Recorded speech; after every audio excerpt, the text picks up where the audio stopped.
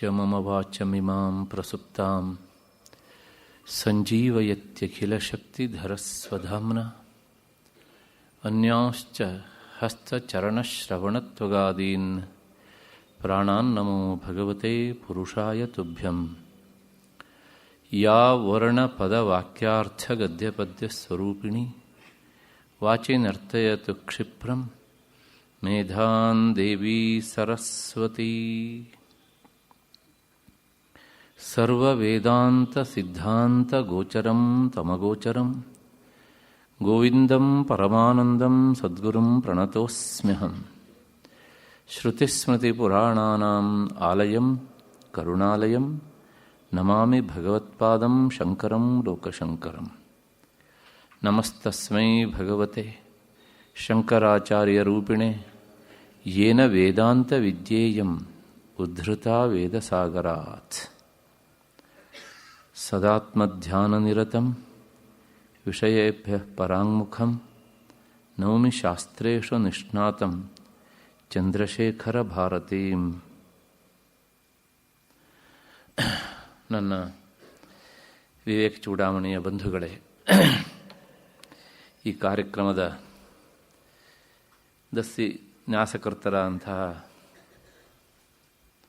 ದಿವಂಗತ ಪಂಡಿತ ಕುಕ್ಕೆ ಸುಬ್ರಹ್ಮಣ್ಯಂ ಅವರ ಹೆಸರಿನಲ್ಲಿ ಪ್ರಾಯೋಜಕರಾದಂತಹ ಅವರ ಮಕ್ಕಳೇ ಹಾಗೂ ಪರಿವಾರದವರೇ, ಎಲ್ಲ ಹಿರಿಯರೇ, ನನ್ನ ಮತ್ತು ನಿಮ್ಮೆಲ್ಲರ ಹೃದಯ ಮಂದಿರವನ್ನು ಬೆಳಗ್ತಾ ಇರೋಂತಹ ಮಹಾಚೈತನ್ಯಕ್ಕೆ ಅನಂತ ಪ್ರಣಾಮಗಳನ್ನು ಸಲ್ಲಿಸ್ತಾ ಈ ದಿನದ ಚಿಂತನೆಗೆ ಮುಂದಾಗ್ತೇನೆ. ಹಾಗೆ ಮುಂದಾಗೋದಕ್ಕಿಂತ ಮುನ್ನ ನಿನ್ನೆ ದಿವಸ ನನ್ನ ಕಡೆಯಿಂದ ನಿಮಗಾದಂಥ ಅನಾನುಕೂಲಕ್ಕೆ ಕ್ಷಮೆ ಇರಲಿ ಅಂತ ಹೇಳ್ತಾ ನೇರ ಇವತ್ತಿನ ವಿಷಯದ ಕಡೆಗೆ ಹೋಗ್ತೇನೆ. ಹಿಂದಿನ ಅವಧಿಯಲ್ಲಿ ನಾವು ಸೇರಿದಾಗ ಏನನ್ನು ಚಿಂತನೆ ಮಾಡಿದ್ವಿ? ಏಕೆಂದರೆ ಸುಮಾರು 1.5 ತಿಂಗಳ ಕಾಲ ಕಳೆದು ಹೋಗಿದೆ. ಮಧ್ಯದಲ್ಲಿ ನಾನು ಪದೇ ಪದೇ ಹೇಳ್ತೇನೆ, ಮನುಷ್ಯ ಮರೆಯೋದಕ್ಕೋಸ್ಕರ ಏನು ಪ್ರಯತ್ನ ಮಾಡಬೇಕಾದ್ದಿಲ್ಲ ಅಂತ. ಅದರ ಜೊತೆಗೆ ಉತ್ತಮ ವಿಚಾರವನ್ನು ಮರೆಯೋದಕ್ಕೆ ಏನೂ ಮತ್ತು ಪುನಃ ಕಷ್ಟಪಡಬೇಕಾದ್ದಿಲ್ಲ. ಯಾಕೆಂದರೆ ಇಲ್ಲಿ ಕೇಳಲ್ಲ ಹೋಗಷ್ಟೊತ್ತಿಗೆ ನಾನು ಇದನ್ನು ಕೇಳಿದ್ನ ಅಂತ ಅನಿಸತ್ತೆ. ಯಾಕೆ ಹೀಗೆ ಅಂದರೆ, ಈ ಲೌಕಿಕ ಪ್ರಪಂಚದ ಕೆಟ್ಟ ವಿಷಯಗಳು ನಮ್ಮ ಮನಸ್ಸನ್ನು ಅಷ್ಟು ಬೇಗ ಆಕ್ರಮಿಸಿಕೊಂಡು ಬಿಡ್ತವೆ. ಹಾಗಾಗಿ ಆ ಉತ್ತಮ ವಿಷಯ ಅಲ್ಲಿದ್ದರೆ ಈ ಕೆಟ್ಟ ವಿಷಯ ಒಳಗೆ ಹೋಗಿ ಕೇಳ್ತವೆ, ಇದು ನನ್ನ ವಾಸಸ್ಥಾನ ಆಗಿತ್ತು, ನೀನು ಯಾಕೆ ಇಲ್ಲಿ ಬಂದು ಕುಳಿತಿದ್ದೀಯೇ ಅಂತ. ಈ ಕೆಟ್ಟ ವಿಷಯಗಳ ಮೆಜಾರಿಟಿ ಜಾಸ್ತಿ ಇರುತ್ತೆ ನೋಡಿ. ಉತ್ತಮ ವಿಷಯ ಅದು ಅಲ್ಪಸಂಖ್ಯಾತ ಆಗಿಬಿಡುತ್ತೆ. ಅದು ಸರ್ಕಾರದ ಅಲ್ಪಸಂಖ್ಯಾತ ಆದದ್ದಿದ್ರೆ ಅದಕ್ಕೆ ರಕ್ಷಣೆ ಇರ್ತಿತ್ತು. ಅದರ ವೇದಾಂತದಲ್ಲಿ ಉತ್ತಮ ವಿಷಯ ಅಲ್ಪಸಂಖ್ಯಾತ ಆಗಿದ್ದರೆ ಅದನ್ನು ಯಾರು ರಕ್ಷಣೆ ಮಾಡಬೇಕು? ರಕ್ಷಣೆ ಮಾಡುವ ನಾವುಗಳು ಏನು ಮಾಡ್ತೇವೆ ಕೇಳಿದರೆ, ಉತ್ತಮ ವಿಷಯ ಮತ್ತು ಈ ಲೌಕಿಕ ವಿಷಯಗಳ ಮಧ್ಯದಲ್ಲಿ ಕಾಂಪ್ರಮೈಸ್ ಆಗಿಬಿಡ್ತೇವೆ. ಹೇಗೋ ಇದು ಮತ್ತೆ ಪುನಃ ಕೇಳೋದು ಉಂಟು ಅಲ್ವಾ, ಪರವಾಗಿಲ್ಲ ಬಿಡು, ಹೇಗೋ ಅವರು ಪುನಃ ಜ್ಞಾಪಿಸ್ತಾರೆ, ಅವನು ನೆನಪಿಸ್ಕೊಂಡ್ರೆ ಆಯಿತು ಅಂತ. ಅಲ್ಲಿಗೇನಾಗುತ್ತೆ ಕೇಳಿದರೆ, ಶ್ರವಣ ಆದದ್ದು ಪುನಃ ಮನನದ ಘಟ್ಟಕ್ಕೆ ಬರುವುದಿಲ್ಲ. ಅದು ಅಲ್ಲಿಯೋ ಎಲ್ಲೋ ಒಂದು ಕಡೆಗೆ ಏನಾಗುತ್ತೆ, ನಿಂತು ಹೋಗಿಬಿಡುತ್ತೆ. ಯಾವಾಗ ಮನನ ಇಲ್ವೋ ಮತ್ತು ಪುನಃ ನಿಧಿಧ್ಯಾಸನ ಇಲ್ಲ, ಮತ್ತು ಮುಂದಿನ ಯಾವ ಹಂತಗಳೂ ಇಲ್ಲ. ಹಾಗಾಗಿ ವಿಷಯ ಕೇಳಿದ್ದೇನೋ ಇಲ್ವೋ ಎನ್ನುವಂತಹ ಒಂದು ಸಂಶಯವು ಬರ್ತದೆ. ಇದು ಒಂದು. ಮತ್ತು ಇನ್ನೊಂದು ವಿಷಯ ಅಂದರೆ, ಕೇಳಿದ್ದೆಲ್ಲವುದೂ ನೆನಪೇ ಇದ್ದುಬಿಟ್ರೆ ಹೇಳುವವರಿಗೆ ಇನ್ನೇನು ಕೆಲಸ ಅಲ್ವಾ? ಹಾಗಾಗಿ ಕೇಳುವರು ಅಷ್ಟೋ ಇಷ್ಟೋ ಮರೆತಾಗಲೇ ಹೇಳುವವರ ಬಾಯಿಗೆ ಒಂದಿಷ್ಟು ಕೆಲಸ. ಅಷ್ಟು ಹಿನ್ನೆಲೆಯಲ್ಲಿ ನಾನೇನು ತಮಾಷೆ ಮಾಡ್ತಾ ಇಲ್ಲ, ಸತ್ಯವೂ ಹೌದು ತಮಾಷೆಯೂ ಹೌದು. ನಾನು ಹೇಳಿದ ಹಾಗೆ ಮೊದಲು ಹೇಳಿದ್ದೇನಲ್ಲ, ಉತ್ತಮ ವಿಷಯಗಳು ನಮ್ಮ ತಲೆಯಲ್ಲಿ ಬಹಳ ದಿವಸ ಉಳಿಯೋದಿಲ್ಲ. ಯಾಕೆಂದರೆ ಮತ್ತೆ ಮತ್ತೆ ಅದನ್ನು ರಕ್ಷಣೆ ಮಾಡಲಿಕ್ಕೆ ನಮ್ಮ ಕಡೆಯಿಂದ ನಿರ್ದಿಷ್ಟವಾದ ಪ್ರಯತ್ನ ಬೇಕಾಗತ್ತೆ. ಅದು ನಮ್ಮ ಬದುಕಿನಲ್ಲಿ ಬಹಳಷ್ಟು ಜನರಿಗೆ ಕಷ್ಟ. ಹಾಗಾಗಿ ಹಾಗೆ ಆಗತ್ತೆ. ಆ ಹಿನ್ನೆಲೆಯಲ್ಲಿ ಇಷ್ಟನ್ನು ಹೇಳಿ ಮತ್ತೆ ನೇರ ಇವತ್ತಿನ ವಿಷಯಕ್ಕೆ ಬರ್ತಾ ಇದ್ದೇನೆ. ವಿವೇಕ ಚೂಡಾಮಣಿಯ ಕೊನೆಯ ಘಟ್ಟಕ್ಕೆ ನಾವು ಬಂದಿದ್ದೇವೆ. ಗುರುಗಳು ಸುದೀರ್ಘವಾಗಿ ಶಿಷ್ಯನಿಗೆ ಹೇಳಿದ್ದಾರೆ, ಸಂಸಾರದಿಂದ ಬಿಡುಗಡೆ ಹೇಗೆ, ಮಾಯೆ ಅಂದರೆ ಏನು, ಜೀವಾತ್ಮನ ಸ್ವರೂಪ ಏನು, ದೇಹದ ಸ್ವರೂಪ ಏನು, ಅಲ್ಲಿರುವಂತಹ ಪಂಚಕೋಶಗಳು ಅಂದರೆ ಏನು, ಅವನ ಅನುಭವ ನಮಗೆ ಹೇಗೆ ಬರುತ್ತೆ, ಜ್ಞಾನಿ ಆದವನು ಹೇಗಿರ್ತಾನೆ, ಅವನ ಲಕ್ಷಣ ಏನು, ಹೀಗೆ ಸುದೀರ್ಘವಾಗಿ ಹೇಳ್ತಾ ಬಂದು ಕೊನೆಗೆ ಒಂದು ಸಂಶಯ ಬಂತು ಅವರಿಗೆ.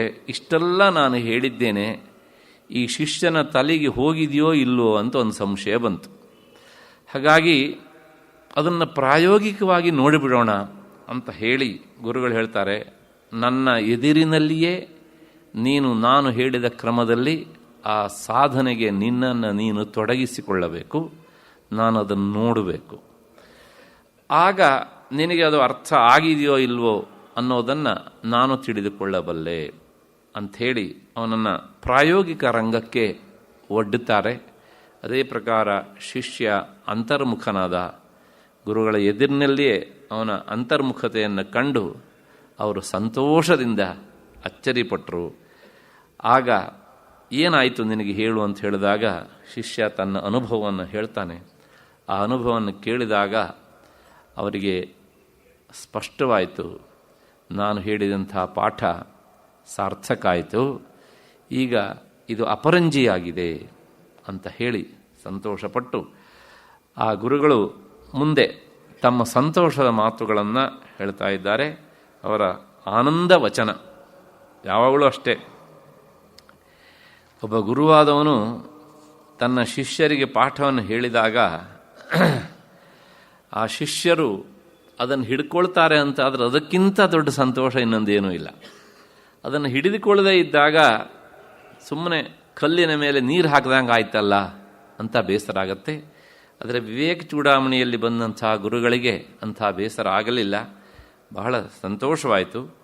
ಆ ಸಂತೋಷದ ಹಿನ್ನೆಲೆಯಲ್ಲಿ ಮತ್ತೆ ಪುನಃ ಆ ಜೀವನ್ಮುಕ್ತ ಅಥವಾ ಅವಧೂತ ಜ್ಞಾನಿಯಾದವನು ಹೇಗೆ ಇರ್ತಾನೆ, ಅವನು ದೇಹ ಭಾವವನ್ನು ಮೀರಿ ನಿಂತಿರ್ತಾನೆ, ಅವನಿಗೆ ಈ ದೇಹ ನಾನಲ್ಲ ಎನ್ನುವಂಥ ಅರಿವು ಸ್ಪಷ್ಟವಾಗಿ ಸ್ಫುಟವಾಗಿ ಇರುತ್ತದೆ.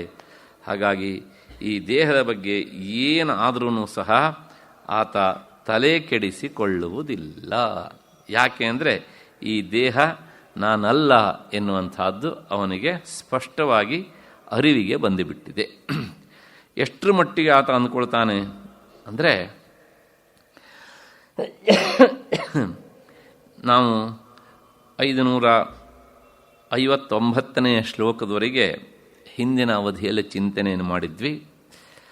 ಅಷ್ಟೆಲ್ಲ ಹೇಳ್ತಾ ಬಂದಂಥ ಗುರುಗಳು ಹೇಳ್ತಾರೆ ಶಿಷ್ಯನಿಗೆ, ಅವನಿಗಿದೆಲ್ಲ ಮನವರಿಕೆ ಆಗಿದೆ, ಆದ್ರೂ ಸಹ ಆ ಶಿಷ್ಯ ವಾತ್ಸಲ್ಯವನ್ನು ಪ್ರಕಟಪಡಿಸೋದಕ್ಕೆ ಮತ್ತೆ ಹೇಳ್ತಾರೆ, ದೇಹಸ್ಯ ಮೋಕ್ಷ ನ ಮೋಕ್ಷ ನ ದಂಡಸ್ಯ ಕಮಂಡಲೋಹೋ ಅವಿದ್ಯಾ ಹೃದಯ ಗ್ರಂಥಿ ಮೋಕ್ಷೋ ಮೋಕ್ಷ ಯತಸ್ತತಃ.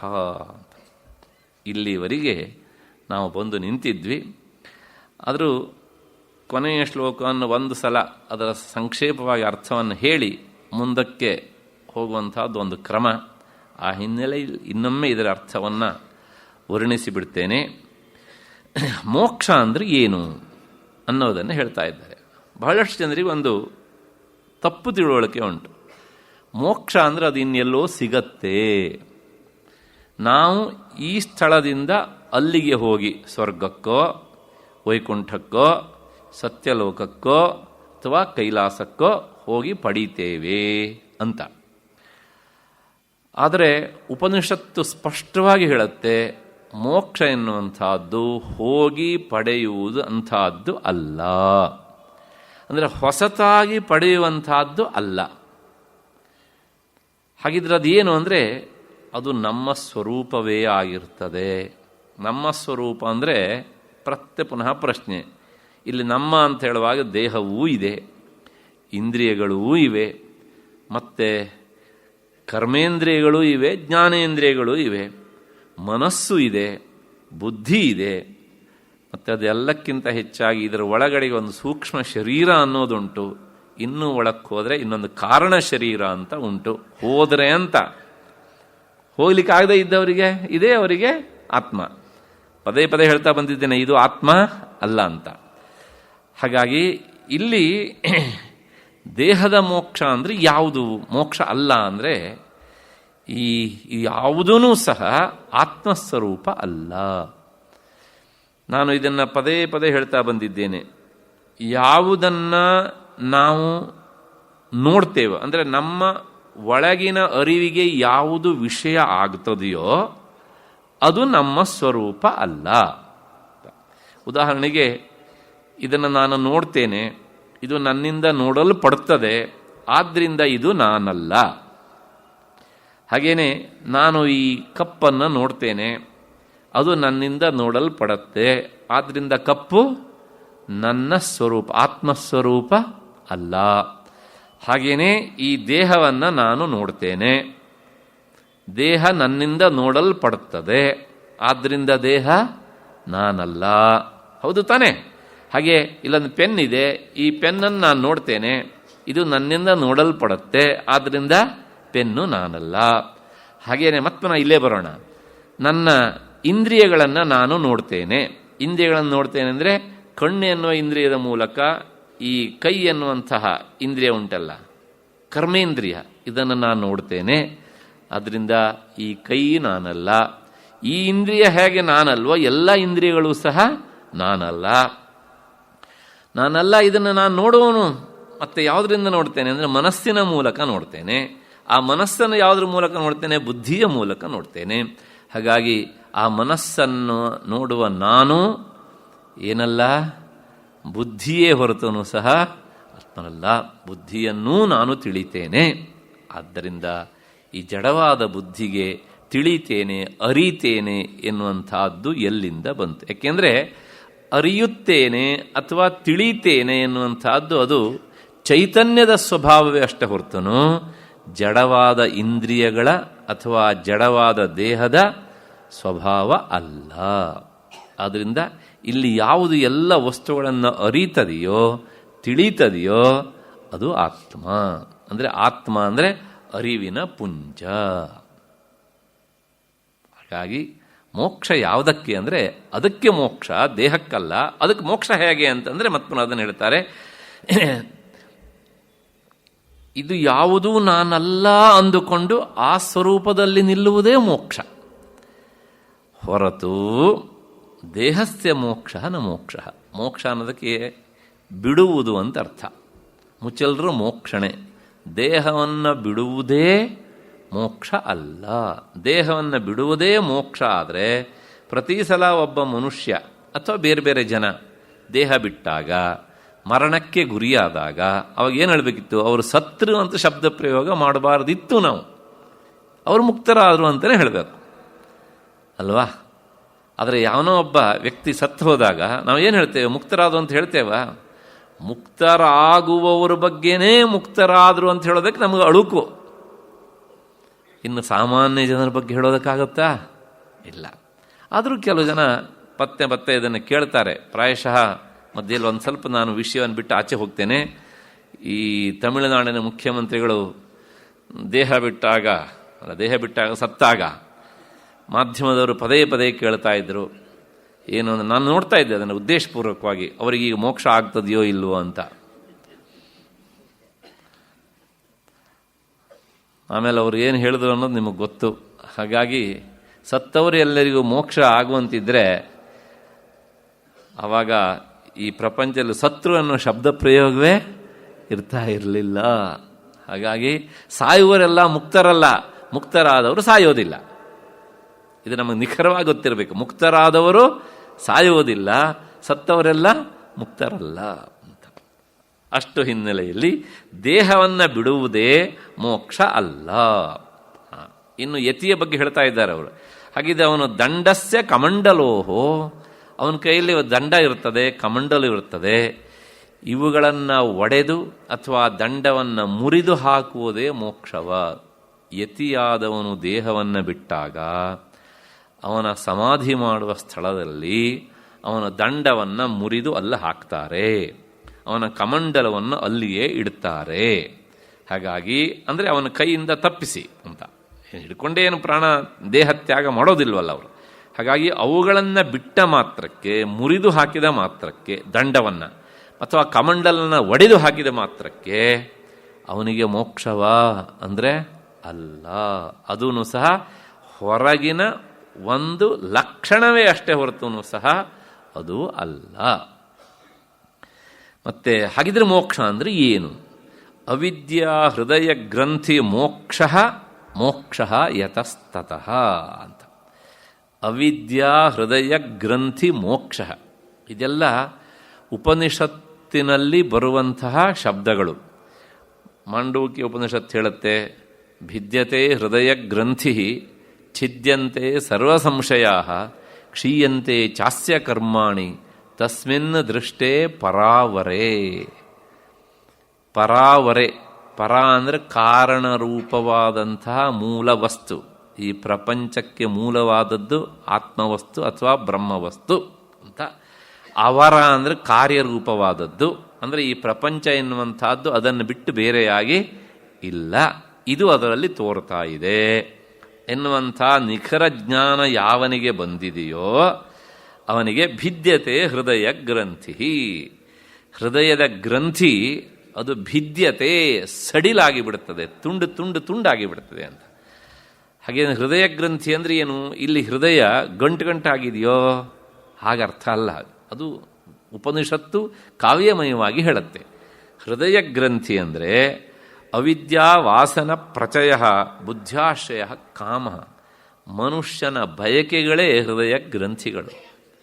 ಒಬ್ಬೊಬ್ಬ ಮನುಷ್ಯನಿಗೆ ಎಷ್ಟೆಷ್ಟು ಕಾಮನೆಗಳು, ಎಷ್ಟೆಷ್ಟು ಬಯಕೆಗಳಿವೆ ಅಂತ ಅಂದರೆ ನಾವು ಅದನ್ನು ಲೆಕ್ಕ ಮಾಡಲಿಕ್ಕೆ ಸಾಧ್ಯ ಇಲ್ಲ ಅಲ್ವಾ?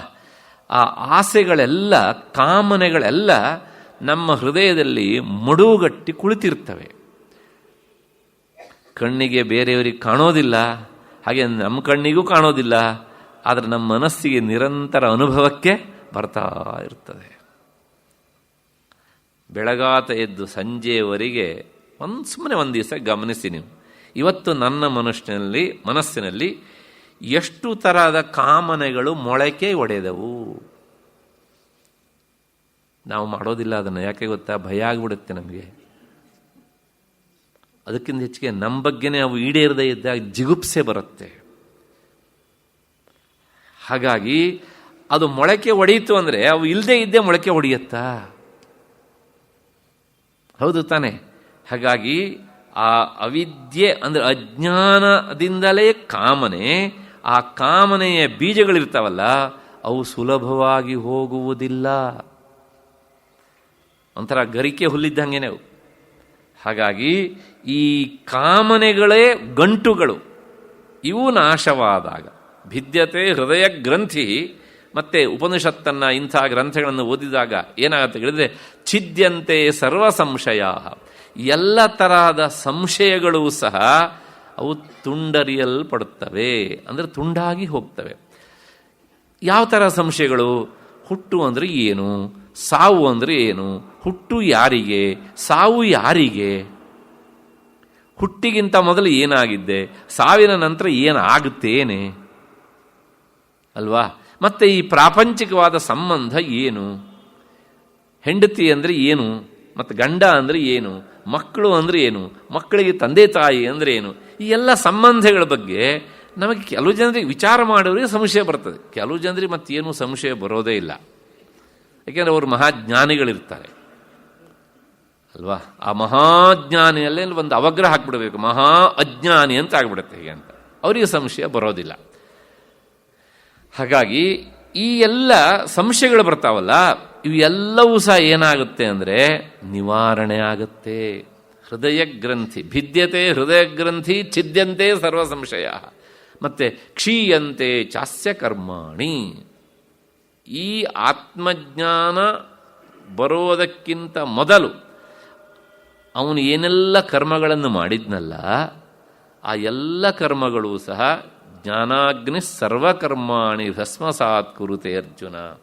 ಜ್ಞಾನ ಎನ್ನುವಂಥದ್ದು ಒಂದು ಅಗ್ನಿ ಇದ್ದಾಗೆ, ಈ ಜ್ಞಾನಾಗ್ನಿಯ ಸ್ಪರ್ಶ ಆದ ತಕ್ಷಣ ಹಿಂದೆ ಮಾಡಿದಂಥ ಕರ್ಮಗಳು ಎನ್ನುವಂತಹ ಉರುವಲುಗಳು, ಕಟ್ಟಿಗೆಗಳು ಅವು ದಗ್ಧವಾಗಿ ಹೋಗ್ತವೆ, ಅವು ದಹಿಸಿ ಹೋಗ್ತವೆ.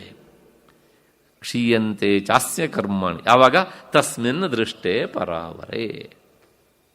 ಈ ಉಪನಿಷತ್ತಿನ ಮಂತ್ರದ ಹಿನ್ನೆಲೆಯಲ್ಲಿ ಅವಿದ್ಯಾ ಹೃದಯ ಗ್ರಂಥಿ ಮೋಕ್ಷ ಮೋಕ್ಷ ಯತಸ್ತತಃ.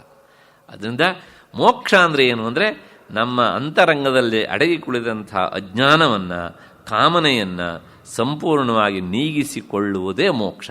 ಅದು ನೀಗಿದಾಗ ಏನಾಗುತ್ತೆ ಅಂದರೆ ತನ್ನ ಸ್ವರೂಪ ಇಂಥದ್ದು, ನಾನು ದೇಹ ಅಲ್ಲ, ನಾನು ಇಂದ್ರಿಯ ಅಲ್ಲ, ಮತ್ತು ನಾನು ಮನಸ್ಸಲ್ಲ, ಬುದ್ಧಿಯಲ್ಲ, ಪ್ರಾಣವೂ ಅಲ್ಲ, ನಾನು ಶುದ್ಧ ಚೈತನ್ಯ ಸ್ವರೂಪ. ನಾನು ಹುಟ್ಟಲೂ ಇಲ್ಲ, ಆದ್ದರಿಂದ ನಾನು ಸಾಯುವುದೂ ಇಲ್ಲ. ಹುಟ್ಟುವುದು ದೇಹ, ಸಾಯುವುದು ದೇಹ. ಈ ನಿಖರ ಜ್ಞಾನ ಬಂದುಬಿಡುತ್ತೆ. ಇದು ಬಂದಾಗ ಅವನು ನಿರ್ಭೀತನಾಗಿ ಸಂಚರಿಸ್ತಾನೆ. ಅವನಿಗೆ ಯಾವುದರ ಭಯವೂ ಇಲ್ಲ, ಯಾವ ಆಸೆ ಆಮಿಷಗಳಿಗೆ ಅವನು ತುತ್ತಾಗೋದು ಇಲ್ಲ. ಹಾಗಾಗಿ ಆ ಸ್ಥಿತಿಯಲ್ಲಿ ಅವನಿಗೆ ಮೂರೇ: ಇರವು, ಅರಿವು, ಆನಂದ. ಇಷ್ಟು ಹಿನ್ನೆಲೆಯಲ್ಲಿ ಅವಿದ್ಯಾ ಹೃದಯ ಗ್ರಂಥಿ ಮೋಕ್ಷೋ ಮೋಕ್ಷ ಯತಸ್ತತಃ. ಇದಿಷ್ಟು ಹಿಂದಿನ ಉಪನ್ಯಾಸದ ಕೊನೆಯ ಶ್ಲೋಕದ ಸಾರ ನಿಮ್ಮ ಮುಂದೆ ಇಟ್ಟಿದ್ದೇನೆ. ಈಗ ಮುಂದಿನ ಶ್ಲೋಕ 560ನೇ ಶ್ಲೋಕ. ಕುಲ್ಯಾಯಾಮಥ ನದ್ಯಾಂ ವಾ ಶಿವಕ್ಷೇತ್ರೇಪಿ ಚತ್ವರೆ ಪರ್ಣಂ ಪತತಿ ಚೇತ್ತೇನ ತರೋಃ ಕಿನ್ನು ಶುಭಾಶುಭಂ. ಇನ್ನೊಂದು ಸಲ. ಕುಲ್ಯಾಯಾಂ ಅಥ ನದ್ಯಾಂ ವಾ ಶಿವಕ್ಷೇತ್ರೇಪಿ ಚತ್ವರೆ ಪರ್ಣಂ ಪತತಿ ಚೇತ್ತೇನ ತರೋಃ ಕಿನ್ನು ಶುಭಾಶುಭಂ. ಅರ್ಥ ನೋಡೋಣ. ಮರದ ಎಲೆಯು ಕಾಲುವೆಯಲ್ಲಾದರೂ ಬೀಳಲಿ, ನದಿಯಲ್ಲಾದರೂ ಬೀಳಲಿ, ಶಿವಕ್ಷೇತ್ರದಲ್ಲಾದರೂ ಬೀಳಲಿ, ಅಥವಾ ರಸ್ತೆಯ ಸರ್ಕಲ್ ವೃತ್ತದಲ್ಲಾದರೂ ಬೀಳಲಿ, ಅದರಿಂದ ಮರಕ್ಕೆ ಪುಣ್ಯವಾಗಲಿ ಪಾಪವಾಗಲಿ ಉಂಟಾಗಬಹುದೇ? Question mark. ಉಂಟಾಗುವುದಿಲ್ಲ. ಇಷ್ಟು ಈ ಶ್ಲೋಕದ ಅರ್ಥ. ಪ್ರಶ್ನೆ ಇಷ್ಟೇ: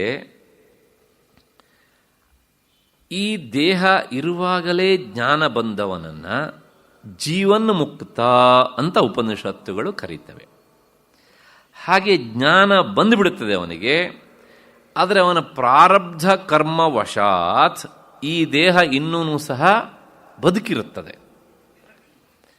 ಆದರೆ ಪ್ರತಿಕ್ಷಣದಲ್ಲೂ ಅವನು ನೋಡಿಕೊಂಡಾಗ ಅವನಿಗೆ ಅನಿಸುತ್ತೆ, ಇದು ನನ್ನ ಸ್ವರೂಪ ಅಲ್ಲ, ನಾನು ಬಿಡಬೇಕಾದದ್ದು ಇದು ಅಂತ. ಅಂದರೆ ನಾನು ಇದನ್ನು ನನ್ನದಲ್ಲೇ ಇದ್ದಿದ್ದರಿಂದ ಇದು ನನಗೆ ಅಂಟ್ಕೊಂಡಿದೆ ಅಷ್ಟೇನೆ. ಹೀಗೆ ತಿಳಿದಂಥ ಜ್ಞಾನಿ ತನ್ನ ದೇಹವನ್ನು ಬಿಡುವುದಕ್ಕೋಸ್ಕರ ಏನಾದರೂ ನಿಯಮವನ್ನು ಇಟ್ಕೊಂಡಿರ್ತಾನ, ಅಥವಾ ಉತ್ತಮವಾದ ಸ್ಥಳವನ್ನೇನಾದರೂ ಆತ ಹುಡುಕ್ತಾನ, ಒಳ್ಳೆಯ ದಿನವನ್ನೇನಾದರೂ ಪಂಚಾಂಗ ನೋಡಿ ಮುಹೂರ್ತ ತೆಗೆದು ದೇಹ ಬಿಡ್ತಾನ? ಈ ಮಾತು ಯಾಕೆ ಹೇಳಿದೆ ಅಂದರೆ, ನಮ್ಮಲ್ಲಿ ಕೆಲವು ಸಲ ಏನು ಮಾಡ್ತಾರೆ ಅಂದರೆ, ಯಾರೋ ಅವ್ರನ್ನ ಕಡೆಯವ್ರನ್ನ ಕಳ್ಕೊಂಡಾಗ ಸಮಾಧಾನ ಮಾಡಲಿಕ್ಕೆ ಅಂತ ಕೆಲವು ಜನ ಹೋಗ್ತಾರಲ್ಲ ಅಲ್ವಾ. ಆಗ ಇವರು ಸಮಾಧಾನ ಮಾಡಲಿಕ್ಕೆ ಅಂತ ಹೋದವರು ಹೇಳ್ತಾರೆ, ಬಹಳ ಒಳ್ಳೆಯ ದಿವಸ ಇವತ್ತು ಅವ್ರು ದೇಹ ಬಿಟ್ಟರು ನೋಡ್ರಿ ಹೀಗೆ ಅಂತ. ಇವರೇನೋ ಮಹಾದೊಡ್ಡ ಜ್ಞಾನಿಗಳು ಅನ್ನೋ ತರಹ. ಮನುಷ್ಯನಿಗೆ ಸಮಾಧಾನವನ್ನು ಹೇಗೆ ಮಾಡಬೇಕು ಅಂತ ಗೊತ್ತಾಗದೇ ಇದ್ದಾಗ ಆ ಸಮಾಧಾನದ ನೆಪದಲ್ಲಿ ಒಂದಿಷ್ಟು ಸುಳ್ಳನ್ನೇ ಹೇಳ್ತಾರೆ. ತಪ್ಪು ತಿಳ್ಕೊಳ್ಬೇಡಿ. ಯಾಕೆಂದರೆ ನಾನು ನನ್ನ ಅಭಿಪ್ರಾಯ ಹೇಳ್ತಾ ಇಲ್ಲ, ಉಪನಿಷತ್ತು ವೇದಾಂತ ಗ್ರಂಥಗಳು ಏನು ಹೇಳ್ತಾವೋ ಅದನ್ನು ಹೇಳ್ತೇವೆ. ಅದು ಒಳ್ಳೆಯ ದಿವಸವೋ ಕೆಟ್ಟ ದಿವಸವೋ ಅಂತ ಯಾರು ನಿಮಗೆ ಹೇಳಿದವರು ಅಲ್ವಾ? ಹಾಗಾಗಿ ಇನ್ನು ಧನಿಷ್ಠಾ ಪಂಚಕಾದಿಗಳಲ್ಲಿ ದೇಹವನ್ನು ಬಿಟ್ಟರೆ ಸಂಸಾರಿಗಳಿಗೆ ಪ್ರಾಯಶ್ಚಿತ್ತ ಅನ್ನೋದು ಉಂಟು. ಮಿಕ್ಕೆಲ್ಲ ದಿವಸವೂ ಸಹ ಇವರಿಗೆ ಯಾವುದು ಒಳ್ಳೆಯ ದಿವಸ ಆಗಿರುತ್ತೋ ಅವತ್ತು ಅವ್ರು ಏನು ಮಾಡ್ತಾರೆ ಕೇಳಿದರೆ, ಶುಕ್ರವಾರ ಆದ್ದರಿಂದ ಲಕ್ಷ್ಮೀ ಸಹಸ್ರನಾಮವನ್ನು ಓದ್ತಾರೆ. ಅವ್ರ ದೃಷ್ಟಿಲಿ ಅದು ಒಳ್ಳೆಯ ದಿವಸ. ಅವತ್ತು ಯಾರೋ ದೇಹ ಬಿಟ್ಟರು, ಇವತ್ತು ಒಳ್ಳೆಯ ದಿವಸ ಕಣ್ರಿ ದೇಹ ಬಿಟ್ಟರು ಅವರು ಅಂತ. ಅಂದರೆ ಏನು, ಇವ್ರು ಹೇಳಿದ್ರಿಂದ ಒಳ್ಳೆಯ ದಿವಸ ಆಗೋಯ್ತು ಅನ್ನೋ ತರಹ ನಮ್ಮ ಜನ ವ್ಯವಹರಿಸ್ತಾರೆ. ಅದಲ್ಲ. ಲೌಕಿಕರಿಗೆ ಒಂದಂತೂ ನೆನಪಿಟ್ಕೊಳ್ಬೇಕು, ಅವರು ಯಾವ ದಿವಸ ಬಿಟ್ಟರೂ ಸಹ ಮೋಕ್ಷ ಅಂತೂ ಆಗೋಲ್ಲ. ಇನ್ನು ಜ್ಞಾನಿಗಳಿಗೆ ಆ ದೇಹವೇ ನಗಣ್ಯ ಆದಮೇಲೆ ದೇಹ ಬಿಡುವಂತಹ ದಿನ ಉಂಟಲ್ಲ, ಅದು ಇನ್ನೂ ನಗಣ್ಯ ಅಲ್ವಾ? ಅದಕ್ಕೋಸ್ಕರ ಹೇಳೋದು, ಹುಟ್ಟು ಮತ್ತು ಸಾವು ಎರಡೂ ಸಹ ನಮ್ಮ ಕೈಯಲ್ಲಿಲ್ಲ ಅಂತ. ಆದರೆ ಇವತ್ತು ಹುಟ್ಟಿನ ಬಗ್ಗೆ ನಾವು ತುಂಬ ಸ್ವಾತಂತ್ರ್ಯವನ್ನು ಬಳಸ್ಕೊಳ್ತಾ ಇದ್ದೇವೆ. ಅದು ಏನಾಗುತ್ತೋ ಮುಂದೆ ನೋಡಬೇಕಾದದ್ದು ಅಷ್ಟೇ. ಅದಕ್ಕಿಂತ ಜಾಸ್ತಿ ಇಲ್ಲಿ ಹೋಗಿ ಜ್ಯೋತಿಷಿಗಳನ್ನು ಕೇಳಿ ಈ ಮುಹೂರ್ತದಲ್ಲಾದರೂ ಒಳ್ಳೆಯದಂತೆ, ಈಗ ನೀವು ಕತ್ತರಿ ಹಿಡಿಬೋದು ಅಂತ ಡಾಕ್ಟ್ರಿಗೆ ಹೇಳ್ತೇವಲ್ಲ ನಾವು, ಅಲ್ವಾ ಅದು ಸಹಜವಾದ ಜನನದ ಪ್ರಕ್ರಿಯೆಯಲ್ಲಿ ಬರುವಂತಹದ್ದು ಅಲ್ಲ. ಹಾಗಾಗಿ ಅದಕ್ಕೆ ಫಲ ಏನು ಅಂತ ಜ್ಯೋತಿಷಿಗಳನ್ನೇ ಕೇಳಬೇಕು, ನನಗೆ ಗೊತ್ತಿಲ್ಲ. ಮತ್ತೆ ಹಿಂಗಾದ್ರೆ ಏನ್ರು ಅಂತ ಮತ್ತೆ ನನ್ನನ್ನು ಕೇಳಬೇಡಿ. ಅಷ್ಟು ಹಿನ್ನೆಲೆಯಲ್ಲಿ ಜ್ಞಾನಿಯಾದವನು ದೇಹವನ್ನು ಬಿಡುವುದಕ್ಕೋಸ್ಕರ ಅವನು ಯಾವುದೇ ಸ್ಥಳವನ್ನು ಹುಡುಕುವುದಿಲ್ಲ. ಹೇಗೆ ಅಂದರೆ ಒಂದು ದೃಷ್ಟಾಂತ ಕೊಡ್ತಾರೆ ನೋಡಿ. ಕುಲ್ಯಾಯಾಮಥ ನದ್ಯಾಂಬ, ಒಂದು ನದಿಯ ದಡದಲ್ಲಿ ಒಂದು ಮರ ಇದೆ, ಅಥವಾ ಅದು ಸ್ವಲ್ಪ ದೂರದಲ್ಲಿದೆ. ಅದರ ಈಚೆ ಕಡೆ ಒಂದು ದೊಡ್ಡ ಕಾಲುವೆ ಹರಿತಾ ಇದೆ. ಆ ಮರದ ಎಲೆ ಒಣಗಿದೆ, ಎಲೆ ಕೆಳಕ್ಕೆ ಬೀಳುತ್ತೆ. ಕೆಲವು ಎಲೆಗಳು ಆ ನೇರ ಕಾಲುವೆಯಲ್ಲಿಯೇ ಬೀಳ್ತವೆ. ಕುಲ್ಯ ಅಂದರೆ ಕಾಲುವೆ ಅಂತ ಅರ್ಥ. ಆ ಎಲೆ ಕಾಲುವೆಯಲ್ಲಿ ಬಿತ್ತು ಅಂತ ಇಟ್ಕೊಳ್ಳಿ, ಮರದಕ್ಕೆ ಅದರಿಂದ ಏನಾದ್ರು ನಷ್ಟ ಉಂಟೋ? ಇಲ್ಲ. ಅಥವಾ ಕೆಲವು ಎಲೆಗಳು ನೇರ ನದಿಯಲ್ಲಿ ಬಿದ್ದುವು, ಗಂಗಾ ನದಿಯ ತಟದಲ್ಲೇ ಇತ್ತು. ಆ ಗಂಗಾ ನದಿಯ ತಟದಲ್ಲಿ ಎಲೆ ಬಿದ್ದದ್ರಿಂದ ಆ ಮರಕ್ಕೇನಾದ್ರು ಮೋಕ್ಷ ಆಗುತ್ತೋ? ಇಲ್ಲ. ಯಾಕೆಂದ್ರೆ ಆ ಮರದ ಎಲೆ ಗಂಗಾ ನದಿಗೆ ಬಿದ್ದಿದೆ, ಅದಕ್ಕೆ ಮೋಕ್ಷ ಆಗ್ಬೇಕಲ್ರಿ, ಅಲ್ವಾ? ಇಲ್ಲ, ಅದಕ್ಕೆ ಏನೂ ಇಲ್ಲ. ಇದನ್ನು ಕೇಳಿದಾಗ ಮತ್ತೆ ನಿಮಗೆ ಸಂಶಯ ಬರ್ತದೆ, ಯಾರು ಗಂಗಾ ನದಿಯಲ್ಲಿ ಎಲ್ಲ ಹಾಕ್ತಾರಲ್ಲ ಅಲ್ಲಿ ಅಂತ. ಅವ್ರು ಹಾಕೋದೇ ಯಾಕಂದ್ರೆ ಈಚೆ ಕಡೆ ಹಾಕೋದಕ್ಕಾಗೋದಿಲ್ಲ ಅಂದ್ರೆ ಎಳೆದು ಹಾಕ್ತಾರೆ ಅಷ್ಟೇ, ತಿಳ್ಕೊಳ್ಬೇಡಿ ಅಷ್ಟೇ. ಆದರೆ ಅದ್ರ ಜೊತೆಗೆ ಇನ್ನೂ ಒಂದು ಮಾತುಂಟು. ಲೌಕಿಕರಾದವರಿಗೆ ಶಾಸ್ತ್ರ ಒಂದು ಮಾತು ಹೇಳುತ್ತೆ, ಏನು ಅಂದರೆ ಅಕಸ್ಮಾತ್ ಏನಾದರೂ ಇದ್ದರೆ ಸಾಮಾನ್ಯವಾದಂಥ ದೋಷ ಇದ್ದರೆ ಪರಿಹಾರ ಆಗುತ್ತೆ ಅಷ್ಟೇ ಹೊರತು ಅದರಿಂದ ಮೋಕ್ಷ ಅಲ್ಲ. ಯಾಕೆಂದರೆ ಮೋಕ್ಷ ಎನ್ನುವಂಥದ್ದು ಈ ರೀತಿ ಕರ್ಮದಿಂದ ಬರುವಂತಹದ್ದು ಅಲ್ಲ. ಅಷ್ಟು ಹಿನ್ನೆಲೆಯಲ್ಲಿ ಕುಲ್ಯಾಯಾಮ್ ಅಥ ನದ್ಯಾಂವ ಶಿವಕ್ಷೇತ್ರೇಪಿ ಚತ್ವರೆ, ಅಥವಾ ಒಂದು ಶೈವ ಕ್ಷೇತ್ರದಲ್ಲಿ ದೇಹವನ್ನು ಬಿಟ್ಟ ಅಂತ ಇಟ್ಕೊಳ್ಳಿ, ಅದರಿಂದಲೂ ಅವನಿಗೇನು ಆಗೋದಿಲ್ಲ. ಮತ್ತೆ ಪರ್ಣಂ ಪತತಿ ಚೇತ್ತೇನ ತರೋಹ್ಕಿನ್ನು ಶುಭಾಶುಭಂ, ಆ ಮರದ ಎಲೆ ಒಳ್ಳೆಯ ಜಾಗದಲ್ಲಾದರೂ ಬೀಳಲಿ, ಕೆಟ್ಟ ಜಾಗದಲ್ಲಾದರೂ ಬೀಳಲಿ, ಬಿಟ್ಟ ಮೇಲೆ ಅಂದರೆ ತನ್ನ ಭಾಗದಿಂದ ಸರಿದು ಕೆಳಕ್ಕೆ ಬಿದ್ದ ಮೇಲೆ ಆ ಎಲೆ ಎಲ್ಲಿ ಬಿದ್ದರೂ ಸಹ ಮರಕ್ಕೆ ಅದರಿಂದ ಲಾಭವೂ ಇಲ್ಲ, ನಷ್ಟವೂ ಇಲ್ಲ, ಅದರಿಂದ ಪಾಪವೂ ಇಲ್ಲ, ಪುಣ್ಯವೂ ಇಲ್ಲ. ಹಾಗೆ ಜ್ಞಾನಿಯಾದವನು ದೇಹವನ್ನು ಎಲ್ಲಿ ಬಿಟ್ಟರೂ ಅವನಿಗೆ ಅದರಿಂದ ಪುಣ್ಯವೂ ಇಲ್ಲ, ಪಾಪವೂ ಇಲ್ಲ, ಲಾಭವೂ ಇಲ್ಲ, ನಷ್ಟವೂ ಇಲ್ಲ. ಇಷ್ಟು ಈ ಶ್ಲೋಕದ ಅರ್ಥ. ಹಾಗಾಗಿ ಜ್ಞಾನಿಯಾದವನು ದೇಹವನ್ನು ಬಿಡುವುದಕ್ಕೆ ಪವಿತ್ರವಾದಂಥ ಸ್ಥಳವನ್ನು ಆತ ಎಲ್ಲೂ ಸಹ ಹುಡುಕೋದಿಲ್ಲ. ಯಾಕೆ ಹುಡುಕೋದಿಲ್ಲ ಅಂದರೆ ಕಾರಣ ಉಂಟು. ಅವನ ದೇಹ ಅವನು ಬದುಕಿರುವಾಗಲೇ ಅವನ ಜ್ಞಾನಾಗ್ನಿಯಿಂದ ಅದು ದಹಿಸಿ ಹೋಗಿಬಿಡ್ತದೆ. ನಿಮ್ಮ ಕಣ್ಣಿಗೆ ಒಂದು ಆಕಾರ ಕಾಣುತ್ತೆ ಅನ್ನೋದು ಬಿಟ್ಟರೆ ಅವನ ದೇಹ ಜ್ಞಾನದಿಂದ ಆಗಲೇ ಏನಾಗುತ್ತೆ, ಅದಿದ್ರೂ ಸಹ ಅದು ದಹನ ಆಗಿಬಿಡುತ್ತೆ. ಅವನು ತನ್ನ ಜ್ಞಾನದಿಂದಲೇ ಅದನ್ನು ದಹಿಸ್ಕೊಂಡು ಬಿಡ್ತಾನೆ. ಹಿಂದೆ ಬಂದಿದೆ ಆ ಮಾತು. ಹಾಗಾಗಿ ಏನು ಮಾಡ್ತಾನೆ ಅಂದರೆ ಕೆಲವು ಸಲ ಅದನ್ನು ಆತನೇ ತನ್ನ ಯೋಗಾಗ್ನಿಯಿಂದ ದಹಿಸಿಯೇ ಮೇಲೆ ಹೋಗುವಂತಹದ್ದು ಉಂಟು, ಬೇರೆಯವರು ಇದಕ್ಕೆ ಬೆಂಕಿ ಹಚ್ಚದೇ ಇರಲಿ ಅಂತ. ಅಥವಾ ಮತ್ತೆ ಕೆಲವು ಸಲ ಏನು ಮಾಡ್ತಾನೆ, ತಾನೇ ಅದನ್ನು ಪಂಚಭೂತಗಳಲ್ಲಿ ಒಂದಂಥ ನೀರಿನಲ್ಲಿ ಎಸೆದ್ಬಿಟ್ಟು ಹೋಗ್ತಾ ಇರ್ತಾನೆ. ಯಾಕೆಂದರೆ ಅದು ಯಾರಿಗೂ ಗುರುತು ಸಹ ಸಿಗದೇ ಇರಲಿ ಅಂತ.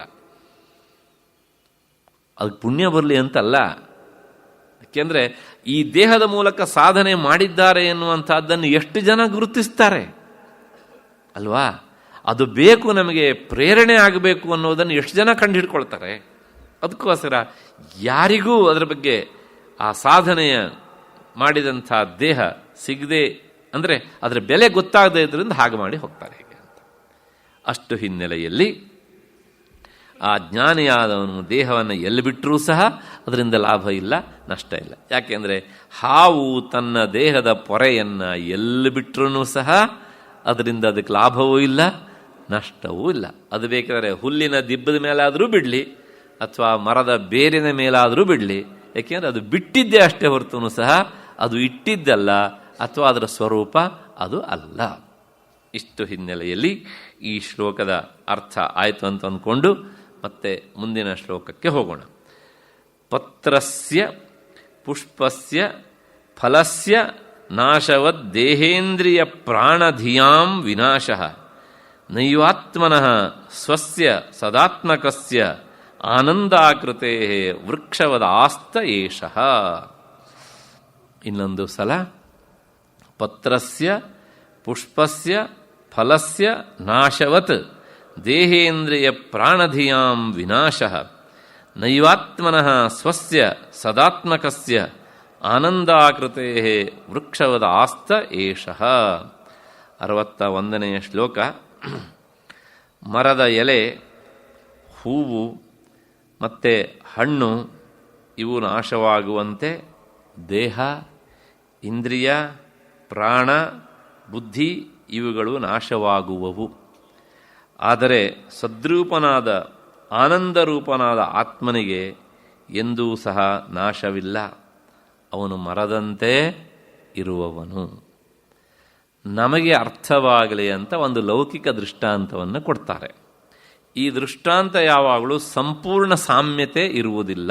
ದೃಷ್ಟಾಂತ ಕೊಡುವುದು ಅರ್ಥ ಆಗಲಿ ಅಂತಲೇ ಅಷ್ಟೇ ಹೊರತನು ದೃಷ್ಟಾಂತಕ್ಕೂ ದಾರ್ಷ್ಟಾಂತಿಕಕ್ಕೂ ಯಾವಾಗಲೂ 100% ಸಾಮ್ಯತೆ ಇರುವುದಿಲ್ಲ. ಇದು ನಮ್ಮ ಮೊದಲು ತಿಳ್ಕೊಂಡಿರ್ಬೇಕು. ಅಂಥ ಒಂದು ದೃಷ್ಟಾಂತ ಕೊಡ್ತಾರೆ ನೋಡಿ. ಪತ್ರಸ್ಯ ಪುಷ್ಪಸ್ಯ ಫಲಸ್ಯ. ಪತ್ರ ಅಂದರೆ ಎಲೆ, ಪುಷ್ಪ ಅಂದರೆ ಹೂವು, ಫಲ ಅಂದರೆ ಹಣ್ಣು. ಇವೆಲ್ಲವೂ ಸಹ ಮರದಿಂದ ಬಂದವುಗಳು. ವರ್ಷವೂ ನಾಶ ಆಗ್ತಾನೇ ಇರ್ತವೆ. ಹೂವು ಬಿಟ್ಟರೆ ಅದು ಒಂದೇ ದಿವಸಕ್ಕೆ ನಾಶ ಆಗುತ್ತೆ. ಮತ್ತು ಎಲೆ ವರ್ಷಕ್ಕೆ 1 ಸಲ 2 ಸಲ ಬೀಳುತ್ತೆ. ಮತ್ತು ಹಣ್ಣುಗಳು ವರ್ಷಕ್ಕೆ 1 ಸಲ ಬಿಟ್ಟು ನಾಶವಾಗ್ತವೆ. ಇವೆಲ್ಲ ನಾಶ ಆಗುವ ಹಾಗೆ ಈ ದೇಹದಲ್ಲಿರುವಂತಹ ಇಂದ್ರಿಯಗಳು ನಾಶವಾಗ್ತವೆ, ದೇಹವೂ ನಾಶವಾಗ್ತದೆ, ಪ್ರಾಣವೂ ನಾಶವಾಗ್ತದೆ. ಆದರೆ ನೈವ ಆತ್ಮನಃ, ಒಳಗಡೆ ಇರುವಂತಹ ಆತ್ಮ ಮಾತ್ರ ಅವನು ನಾಶ ಆಗುವುದಿಲ್ಲ. ಯಾಕೆಂದರೆ ಸ್ವಸ್ಯ ಸದಾತ್ಮಕಸ್ಯ ಆನಂದಾಕೃತೆ ವೃಕ್ಷವದ ಆಸ್ತ ಏಷ. ಹೂವು, ಹಣ್ಣು ಮತ್ತು ಎಲೆ ಇವೆಲ್ಲ ಬಿದ್ದೋದ್ರೂ ಸಹ, ನಾಶ ಆದ್ರೂ ಸಹ, ಹೇಗೆ ಮರ 60-70 ವರ್ಷಗಳ ಕಾಲ ಸುದೀರ್ಘ ಕಾಲ ಬದುಕಿರ್ತದೆಯೋ ಹಾಗೆ ಒಳಗಿನ ಆತ್ಮ ಅವನು ಶಾಶ್ವತ. ಮರದ ದೃಷ್ಟಾಂತ ಕೊಟ್ಟಿದ್ದಾರೆ ಅಂಥೇಳಿ ಮರ ಹೇಗೆ 60-70 ವರ್ಷ ಬದುಕಿರುತ್ತೋ ಆತ್ಮನೂ 60-70 ವರ್ಷ ಮಾತ್ರ ಬದುಕಿರ್ತಾನೆ ಅಂತ ಅಂದ್ಕೊಳ್ಬಾರ್ದು. ಅವನಿಗೆ ಬದುಕಿರ್ತಾನೆ ಅನ್ನೋ ಶಬ್ದವೇ ಅಬದ್ಧ. ಹುಟ್ಟುವವನಿಗೆ ಮಾತ್ರ ಬದುಕೋದು ಅಂತ, ಹುಟ್ಟದೇ ಇರುವವನಿಗೆ ಬದುಕ್ತಾನೆ ಅನ್ನುವಂಥ ಶಬ್ದ ಪ್ರಯೋಗವೇ ಇಲ್ಲ. ಆದ್ದರಿಂದ ಆತ್ಮನಿಗೆ ಅಳಿವಿಲ್ಲ. ಅವ್ರು ಕೊಡುವ ದೃಷ್ಟಾಂತ ಎಷ್ಟು ಹೇಗೆ ಅಂದರೆ, ಹೂವು, ಹಣ್ಣು, ಎಲೆಗಳೆಲ್ಲ ನಾಶ ಆಗ್ತವೆ, ಆದರೆ ಮರ ಶಾಶ್ವತ. ಶಾಶ್ವತ ಅಂದರೆ ಆತ್ಮನಷ್ಟು ಶಾಶ್ವತ ಅಲ್ಲ, ಅದು ನಮಗೆ ಅರ್ಥ ಆಗಲಿ ಅಂತ ಆ ದೃಷ್ಟಾಂತ ಅಷ್ಟೇ. ಹೀಗೆ ಅವನು ಆನಂದ ಸ್ವರೂಪ, ಅವನು ಶಾಶ್ವತವಾಗಿ ಇರ್ತಾನೆ. ಅದರ ದೇಹ, ಇಂದ್ರಿಯಗಳು ಅವು ಶಾಶ್ವತವಾಗಿ ಇರುವುದಿಲ್ಲ. ಯಾಕೆ ಇರೋದಿಲ್ಲ ಅನ್ನೋದೊಂದು ಪ್ರಶ್ನೆ. ಈ ದೇಹ, ಇಂದ್ರಿಯಗಳು ಯಾಕೆ ಶಾಶ್ವತವಾಗಿರೋದಿಲ್ಲ? ಒಂದು ಕಾರಣ ಹೇಳ್ಬೋದು. ಒಂದು, ಅವು ಹುಟ್ಟಿವೆ, ಹಾಗಾಗಿ ನಾಶ ಆಗ್ತವೆ. ಏಕೆಂದರೆ ಶಾಸ್ತ್ರದ ಭಾಷೆ ಯಜ್ಜನ್ಯಂ ತದ್ ಅನಿತ್ಯಂ. ಯಾವುದು ಹುಟ್ಟಿದೆಯೋ ಅವೆಲ್ಲವೂ ಸಹ ಅಶಾಶ್ವತ. ಯಾವುದು ಹುಟ್ಟೋದೇ ಇಲ್ವೋ ಅದಕ್ಕೆ ಸಾವಿಲ್ಲ, ಹುಟ್ಟಿದ್ದಕ್ಕೆ ಸಾವುಂಟು. ದೇಹ ಹುಟ್ಟಿದೆ, ಅದಕ್ಕೋಸ್ಕರ ಅದಕ್ಕೆ ಸಾವಿದೆ. ಹಾಗಿದ್ರೆ ಪ್ರಶ್ನೆ ಇಷ್ಟೇ, ದೇಹ ಒಂದೇ ದಿವಸ ಸಾಯತ್ತೋ ಅಥವಾ ದಿನವೂ ಸಾಯತ್ತೋ? ನಾವು ಅಂದ್ಕೊಂಡಿದ್ದೇವೆ ಒಂದೇ ದಿವಸ ಅದು ಸಾಯತ್ತೆ ಅಂತ. ಆದರೆ ಶಾಸ್ತ್ರ ಹೇಳುತ್ತೆ ಒಂದೇ ದಿವಸ ಸಾಯುವುದಲ್ಲ, ಆ ಕೊನೇ ದಿವಸ ನಮ್ಮ ಕಣ್ಣಿಂದ ಮರೆ ಆಗತ್ತಲ್ಲ, ಈವರೆಗೆ ಅಲ್ಲಿರುವಂಥ ಚೇತನ ಮತ್ತು ಜಡದ ಸಂಬಂಧದ ಕೊಂಡಿ ಕಳಚಿ ಹೋಗ್ತದೆಯಲ್ಲ, ಹಾಗಾಗಿ ನಾವು ಆವತ್ತು ಸತ್ತ ಅಂತ ಹೇಳ್ತೇವೆ. ವಾಸ್ತವಿಕವಾಗಿ ಪ್ರತಿಯೊಂದು ದೇಹವೂ ಸಹ ದಿನದಿಂದ ದಿನಕ್ಕೂ ಸಹ ಸಾಯ್ತಾನೇ ಇರ್ತದೆ. ಬೇಸರ ಆಗುತ್ತೆ ಈ ಮಾತು, ಆದರೆ ಅನಿವಾರ್ಯ. ಸತ್ಯ ಯಾವಾಗಲೂ ಕಠೋರ, ಅಪ್ರಿಯ. ಒಂದು ಮಾತುಂಟು, ಯತ್ ಪ್ರಾತಃ ಸಂಸ್ಕೃತಂ ಚಾಹ್ನಂ ಸಾಯಂ ತಚ್ಚ ವಿನಶ್ಯತಿ ತದೀಯ ರಸ ಸಂಪುಷ್ಟೆ ಕಾಯೇ ಕಾನಾಮ ನಿತ್ಯತ. ಬೆಳಗಾತ ನಾವು ಅನ್ನ ಮಾಡ್ತೇವೆ. ಆ ಅನ್ನವನ್ನು 6 ತಾಸು ಇಟ್ಟರೆ 7 ತಾಸು ಇಟ್ಟರೆ ಅದೇನಾಗುತ್ತೆ? ಹಳಸಿ ಹೋಗ್ಬಿಡುತ್ತೆ ಅಲ್ವಾ? ಅದು ಹಳಸಿ ಹೋದ ಮೇಲಾದರೂ ತಿನ್ನಲಿ, ಅಥವಾ ಹಳಸದೇ ಇರೋದಕ್ಕಿಂತ ಮೊದಲಾದರೂ ತಿನ್ನಲಿ. ಒಟ್ಟಾರೆ ಈ ದೇಹ ಹಳಸಿ ಹೋಗುವಂತಹ ಪದಾರ್ಥಗಳನ್ನು ತಿಂದು ಬೆಳೆದದ್ದು. ಹೌದಾ ಅಲ್ವೋ? ಯಾವುದನ್ನಾರು ತಿನ್ನಲಿ, ನಾವು ಹಳಸಿ ಹೋಗುವ ಪದಾರ್ಥಗಳನ್ನು ಪೋಸ್ಟ್ಪೋನ್ ಮಾಡ್ಬೋದು ತಂಗುಳು ಡಬ್ಬೆಯಲ್ಲಿ ಇಟ್ಟು.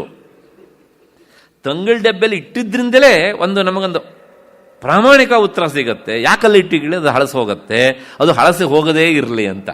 ಅಂದರೆ ಹಳಸಿ ಹೋಗುವ ಸ್ವಭಾವದ್ದು ಈಗಾಗಲೇ ಆಗಿದೆ, ಅದನ್ನು ಪೋಸ್ಟ್ಪೋನ್ ಮಾಡೋಣ ಅಂತ ನಾವೇನು ಮಾಡ್ತೇವೆ ಕೇಳಿದರೆ ತಂಗುಳು ಡಬ್ಬಿ ಹಾಕ್ತೇವೆ. ಅಲ್ಲಿ ಇಟ್ಟಿದ್ರಿಂದಲೇ ಗೊತ್ತಾಗತ್ತೆ ಅಲ್ಲಿಟ್ಟಂಥದ್ದು ಹಳಸಿ ಹೋಗುವಂಥದ್ದು ಅಂತ ಅಲ್ವಾ? ಹಾಗಾಗಿ ಹಳಸಿ ಹೋಗುವಂತಹ ಪದಾರ್ಥಗಳನ್ನು ತಿಂದು ಬೆಳೆದದ್ದು ಈ ದೇಹ.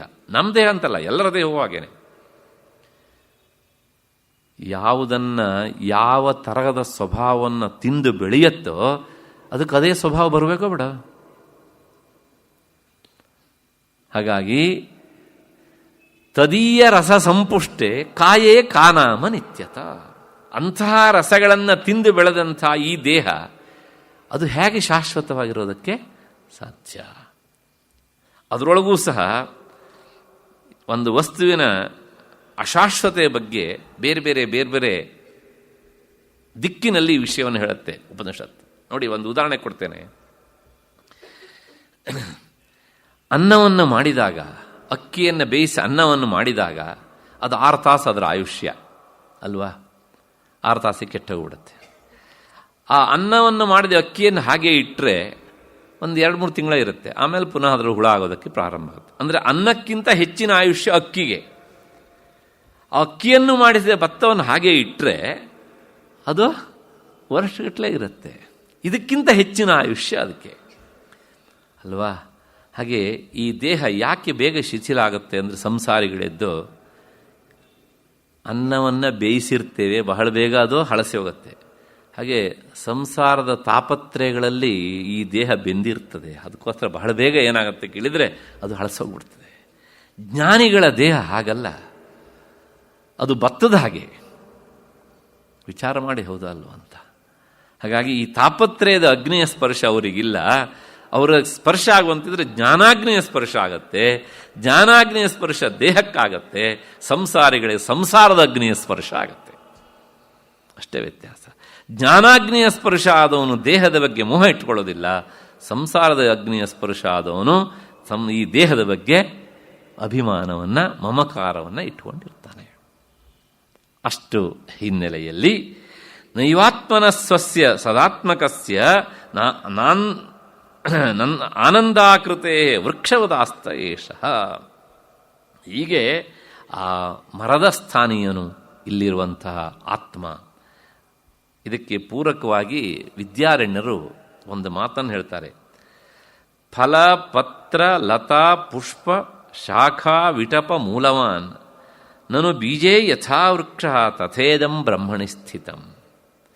ಫಲ ಅಂದರೆ ಹಣ್ಣು, ಪತ್ರ ಅಂದರೆ ಎಲೆ, ಮತ್ತು ಪುನಃ ಲತಾ ಬಳ್ಳಿಗಳಾಗಿರ್ಬೋದು, ಪುಷ್ಪ ಹೂವು, ಶಾಖ ಕೊಂಬೆ, ರಂಬೆ, ಇವೆಲ್ಲವೂ ಸಹ ಆ ಮರದಲ್ಲಿರುವಂಥ ಬೀಜವನ್ನೇ ಅವಲಂಬಿಸ್ಕೊಂಡಿರ್ತವೆ. ಅಂದರೆ ಬೀಜದಿಂದಲೇ ಇವು ಆದವುಗಳು. ಹಾಗೆಯೇ ಈ ದೇಹಕ್ಕೆ ಹಿಂದೆ ಅಂದರೆ ಇದು ಇಷ್ಟು ದಿವಸ ಇರಬೇಕು ಅಂತ ಇರ್ತದಲ್ಲ, ಅದಕ್ಕೊಂದು ವ್ಯವಸ್ಥೆ ಉಂಟು. ಇದಕ್ಕೆ ಕಾರಣೀಭೂತವಾದ ಅಂದರೆ ಇದಕ್ಕೆ ಆಶ್ರಯವನ್ನು ಕೊಟ್ಟದ್ದು ಯಾವುದು ಅಂದರೆ ಬ್ರಹ್ಮವಸ್ತು. ಅಂದರೆ ಮರಕ್ಕೆ ಹೇಗೆ ಭೂಮಿ ಆಶ್ರಯವೋ ಹಾಗೆಯೇ ಈ ದೇಹಕ್ಕೆ ಆಶ್ರಯವಾದಂಥದ್ದು ಬ್ರಹ್ಮವಸ್ತು. ಇವೆಲ್ಲವೂ ಸಹ ಅದರಲ್ಲಿ ತೋರ್ತಾ ಇರ್ತವೆ. ಅಂದ ಮಾತ್ರಕ್ಕೆ ಇವು ಶಾಶ್ವತ ಅಲ್ಲ. ಜ್ಞಾನಿಯಾದವನಿಗೆ ದಿನವೂ ಅನುಭವಕ್ಕೆ ಬರ್ತದೆ.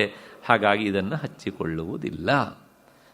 ಇಷ್ಟು ಹಿನ್ನೆಲೆಯಲ್ಲಿ ಈ ಶ್ಲೋಕದ ಅರ್ಥವೂ ಸಹ ಆಯಿತು ಅಂತ ಅಂದ್ಕೊಂಡು ಮತ್ತೆ ಮುಂದಿನ ಶ್ಲೋಕಕ್ಕೆ ಹೋಗೋಣ. ಮುಂದಿನ ಶ್ಲೋಕ ಪ್ರಜ್ಞಾನಘನ ಇತ್ಯಾತ್ಮಲಕ್ಷಣಂ ಸತ್ಯಸೂಚಕಂ ಅನೂದ್ಯೌಪಾಧಿಕಸ್ಯೈವ ಕಥಯಂತಿ ವಿನಾಶನಂ. ಇನ್ನೊಂದು ಸಲ ಪ್ರಜ್ಞಾನಘನ ಇತ್ಯಾತ್ಮಲಕ್ಷಣಂ ಸತ್ಯಸೂಚಕಂ ಅನೂದ್ಯ ಔಪಾಧಿಕಸ್ಯೈವ ಕಥಯಂತಿ ವಿನಾಶನಂ. ಆತ್ಮ ಪ್ರಜ್ಞಾನಘನ ಅಂದರೆ ಅರಿವಿನ ಗಟ್ಟಿ ಅಂತ ಮತ್ತು ಸತ್ಯಸೂಚಕ ಅವನು ಶಾಶ್ವತ ಅಂತನೂ ಅನುವಾದಿಸುತ್ತಾ ಉಪನಿಷತ್ತುಗಳು ಏನು ಹೇಳ್ತವೆ ಅಂದರೆ ಉಪಾಧಿಗಳ ನಾಶವನ್ನು ಮಾತ್ರ ಹೇಳ್ತವೆ ಅಷ್ಟೇ ಹೊರತನು ಆತ್ಮನ ಸ್ವರೂಪಕ್ಕೆ ನಾಶ ಇದೆ ಅಂತ ಹೇಳುವುದಿಲ್ಲ. ಆದ್ದರಿಂದ ಉಪಾಧಿಗಳಿಗೆ ನಾಶವೇ ಅಷ್ಟೇ ಹೊರತು ಆತ್ಮನಿಗೆ ಅಲ್ಲ. ಇಷ್ಟು ಈ ಶ್ಲೋಕದ ಅರ್ಥ. ನೋಡೋಣ ಇದನ್ನು. ಪ್ರಜ್ಞಾನ ಘನ ಇತ್ಯಾತ್ಮ ಲಕ್ಷಣಂ. ಆತ್ಮನ ಸ್ವರೂಪ ಏನು? ಹಿಂದೆ ಒಂದ್ಸಲ ಬಂದಿತ್ತು, ಸತ್ಯಂ ಜ್ಞಾನಂ ಅನಂತಂ ಬ್ರಹ್ಮ ಅಂತ. ಆತ್ಮನ ಸ್ವರೂಪವೇ ಜ್ಞಾನ. ಅವನು ಜ್ಞಾನಸ್ವರೂಪ, ಅರಿವು. ಆ ಅರಿವನ್ನು ಬಿಟ್ಟು ಆತ್ಮ ವಸ್ತು ಅನ್ನೋದು ಇರೋದಿಲ್ಲ. ಅರಿವೇ ಆತ್ಮ, ಆತ್ಮನ ಸ್ವರೂಪವೇ ಅರಿವು, ಜ್ಞಾನ. ಹೀಗೆ ಅಂತ ಅದು ಪ್ರಜ್ಞಾನ ಘನ, ಅರಿವಿನ ಉಂಡೆ ಅಂತ ಹೇಳ್ತಾರೆ. ಹೇಗೆ ಅಂದರೆ ನೋಡಿ, ಇಲ್ಲೊಂದು ಕಲ್ಲು ಸಕ್ಕರೆ ಇದೆ. ಈ ಕಲ್ಲು ಸಕ್ಕರೆಯಲ್ಲಿ ಯಾವ ಭಾಗಕ್ಕೆ ನೀವು ಕೈ ಹಾಕಿದರೂ ಅಥವಾ ಅದರ ಒಂದು ಪೀಸನ್ನು ತೆಗೆದು ಹಾಕಿದರೂ ಸಹ ಸಮಾನವಾದ ರುಚಿ ಇರ್ತದೆ ಅಲ್ವಾ? ಮತ್ತೆ ಆ ಕಲ್ಲು ಸಕ್ಕರೆಯನ್ನು ನೀವು ಹೀಗೆ ನೋಡಿದರೆ ಅದೊಂದು ಆಕಾರ, ಹೌದು ತಾನೆ? ಆದರೆ ಆ ಆಕಾರದಲ್ಲಿ ಸಿಹಿಯನ್ನು ಬಿಟ್ಟು ಬೇರೆ ಇನ್ನೇನಾದರೂ ಇರುತ್ತಾ? ಇಲ್ಲ, ಹೌದು ತಾನೆ? ಹಾಗೆಯೇ ಆತ್ಮನಲ್ಲಿ ಅಂದರೆ ಈ ಶಬ್ದ ನಾನು ಹೀಗೆ ಹೇಳಬಾರದು. ಆತ್ಮ ಎನ್ನುವಂಥದ್ದು ಜ್ಞಾನಕ್ಕಿಂತ ಬೇರೆ ಅಲ್ಲವೇ ಅಲ್ಲ. ಹಾಗೆ ಕಲ್ಲು ಸಕ್ಕರೆ ಎನ್ನುವಂಥದ್ದು ಸಿಹಿಗಿಂತ ಬೇರೆ ಅಲ್ಲವೋ, ಅದರ ಎಲ್ಲ ಆಯಾಮಗಳಲ್ಲೂ ಅದು ಸಿಹಿಯೇ ಆಗಿರುತ್ತೋ, ಆತ್ಮವಸ್ತು ಎನ್ನುವಂಥದ್ದು ಸದಾ ಅದು ಜ್ಞಾನಸ್ವರೂಪ. ಹಾಗಾಗಿ ಜ್ಞಾನ ಬೇರೆ ಆತ್ಮ ಬೇರೆ ಅನ್ನೋದು ಇಲ್ಲವೇ ಇಲ್ಲ. ಜ್ಞಾನವೇ ಆತ್ಮ. ಅದಕ್ಕೋಸ್ಕರ ಉಪನಿಷತ್ತು ಹೇಳುತ್ತೆ ಪ್ರಜ್ಞಾನ ಘನ ಏವ, ಅವನು ಜ್ಞಾನದ ಉಂಡೆ. ಇದು ಯಾವಾಗಲೂ ಇರುತ್ತೆ, ನಿದ್ದೆಯಲ್ಲೂ ಇರುತ್ತೆ, ಎಚ್ಚರದಲ್ಲೂ ಇರುತ್ತೆ, ಕತ್ತಲಲ್ಲೂ ಇರುತ್ತೆ, ಬೆಳಕಿನಲ್ಲೂ ಇರುತ್ತೆ. ಹೇಗೆ ಅಂದರೆ, ನಾನು ಹಿಂದೆ ಪ್ರಾಯಶಃ ಹೇಳಿದ್ದೇನೋ ಇಲ್ಲೋ ಗೊತ್ತಿಲ್ಲ, ನಮ್ಮ ಮನೆಯಲ್ಲಿ ಒಂದು ಅತ್ಯಂತ ಕತ್ತಲು ತುಂಬಿದ ಕೊಠಡಿ ಇದೆ. ನಾವು ಬೇಡದೇ ಇರುವಂಥ ಎಲ್ಲ ವಸ್ತುಗಳನ್ನು ಅಲ್ಲಿ ತಗೊಂಡು ಹಾಕಿರ್ತೇವೆ. ಅದಕ್ಕೆ ಕಿಟಕಿ ಇಲ್ಲ, ಏನೇನೇನೇನೂ ಇಲ್ಲ. 24 ಗಂಟೆಯೂ ಸಹ ಅಲ್ಲಿ ಏನು ತುಂಬಿಕೊಂಡಿರುತ್ತೆ? ಕತ್ತಲೇ ಇರುತ್ತೆ. ಅಲ್ಲಿ ಹೋಗಿ ನೋಡಿದರೆ ಅಲ್ಲಿರುವ ಯಾವ ವಸ್ತುಗಳು ಸಹ ನಮ್ಮ ಅರಿವಿಗೆ ಬರುವುದಿಲ್ಲ. ಅಂದರೆ ಯಾವ ವಸ್ತು ಕಾಣೋದಿಲ್ಲ. ಇದು ಇಂಥ ವಸ್ತು. ಒಂದು ಮುರುಕ್ ಚೇರ್ ಹಾಕಿರ್ತಾರೆ, ಆ ಮುರುಕ್ ಚೇರು ಅನ್ನೋದು ನಮಗೆ ಗೊತ್ತಾಗೋದಿಲ್ಲ. ಅಥವಾ ಇನ್ನು ಯಾವುದೋ ಬೇಡದೇ ಒಂದು ಡಬ್ಬ ಹಾಕಿರ್ತಾರೆ, ಅದು ಡಬ್ಬ ಅಂತಲೂ ಗೊತ್ತಾಗೋದಿಲ್ಲ. ಅಲ್ಲಿರೋ ಯಾವ ವಸ್ತುವೂ ಸಹ ನಮ್ಮ ಅರಿವಿಗೆ ಬರುವುದಿಲ್ಲ. ಕತ್ತಲ ಕೋಣೆ ಅದು. ಆ ಕತ್ತಲ ಕೋಣೆಯಲ್ಲಿ ಯಾವ ವಸ್ತುವು ನಮಗೆ ಅರಿವಿಗೆ ಬರದೇ ಇದ್ದಾಗಲೂ ಸಹ ಅಲ್ಲಿ ನಿಂತಹ ನನಗೆ ನಾನಿದ್ದೇನೆ ಅನ್ನುವಂಥ ಅರಿವು ಇರುತ್ತೋ ಇಲ್ವೋ?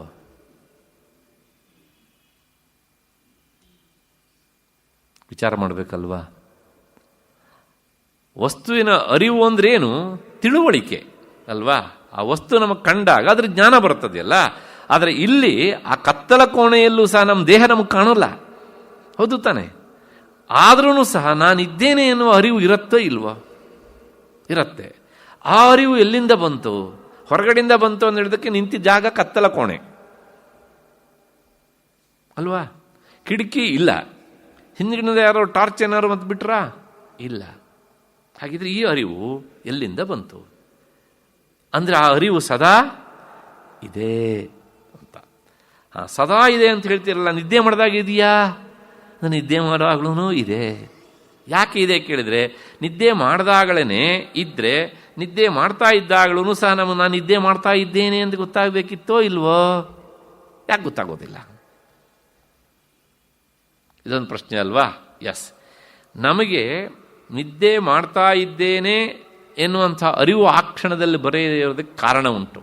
ಏನು ಅಂದರೆ, ಮನಸ್ಸಿನ ಮೂಲಕ ನಮಗೆ ಆ ಜ್ಞಾನ ಹೊರಕ್ಕೆ ಚೆಲ್ಲತ್ತೆ, ನಮ್ಮ ಜ್ಞಾನ ಹೊರಕ್ಕೆ ಬರುತ್ತೆ.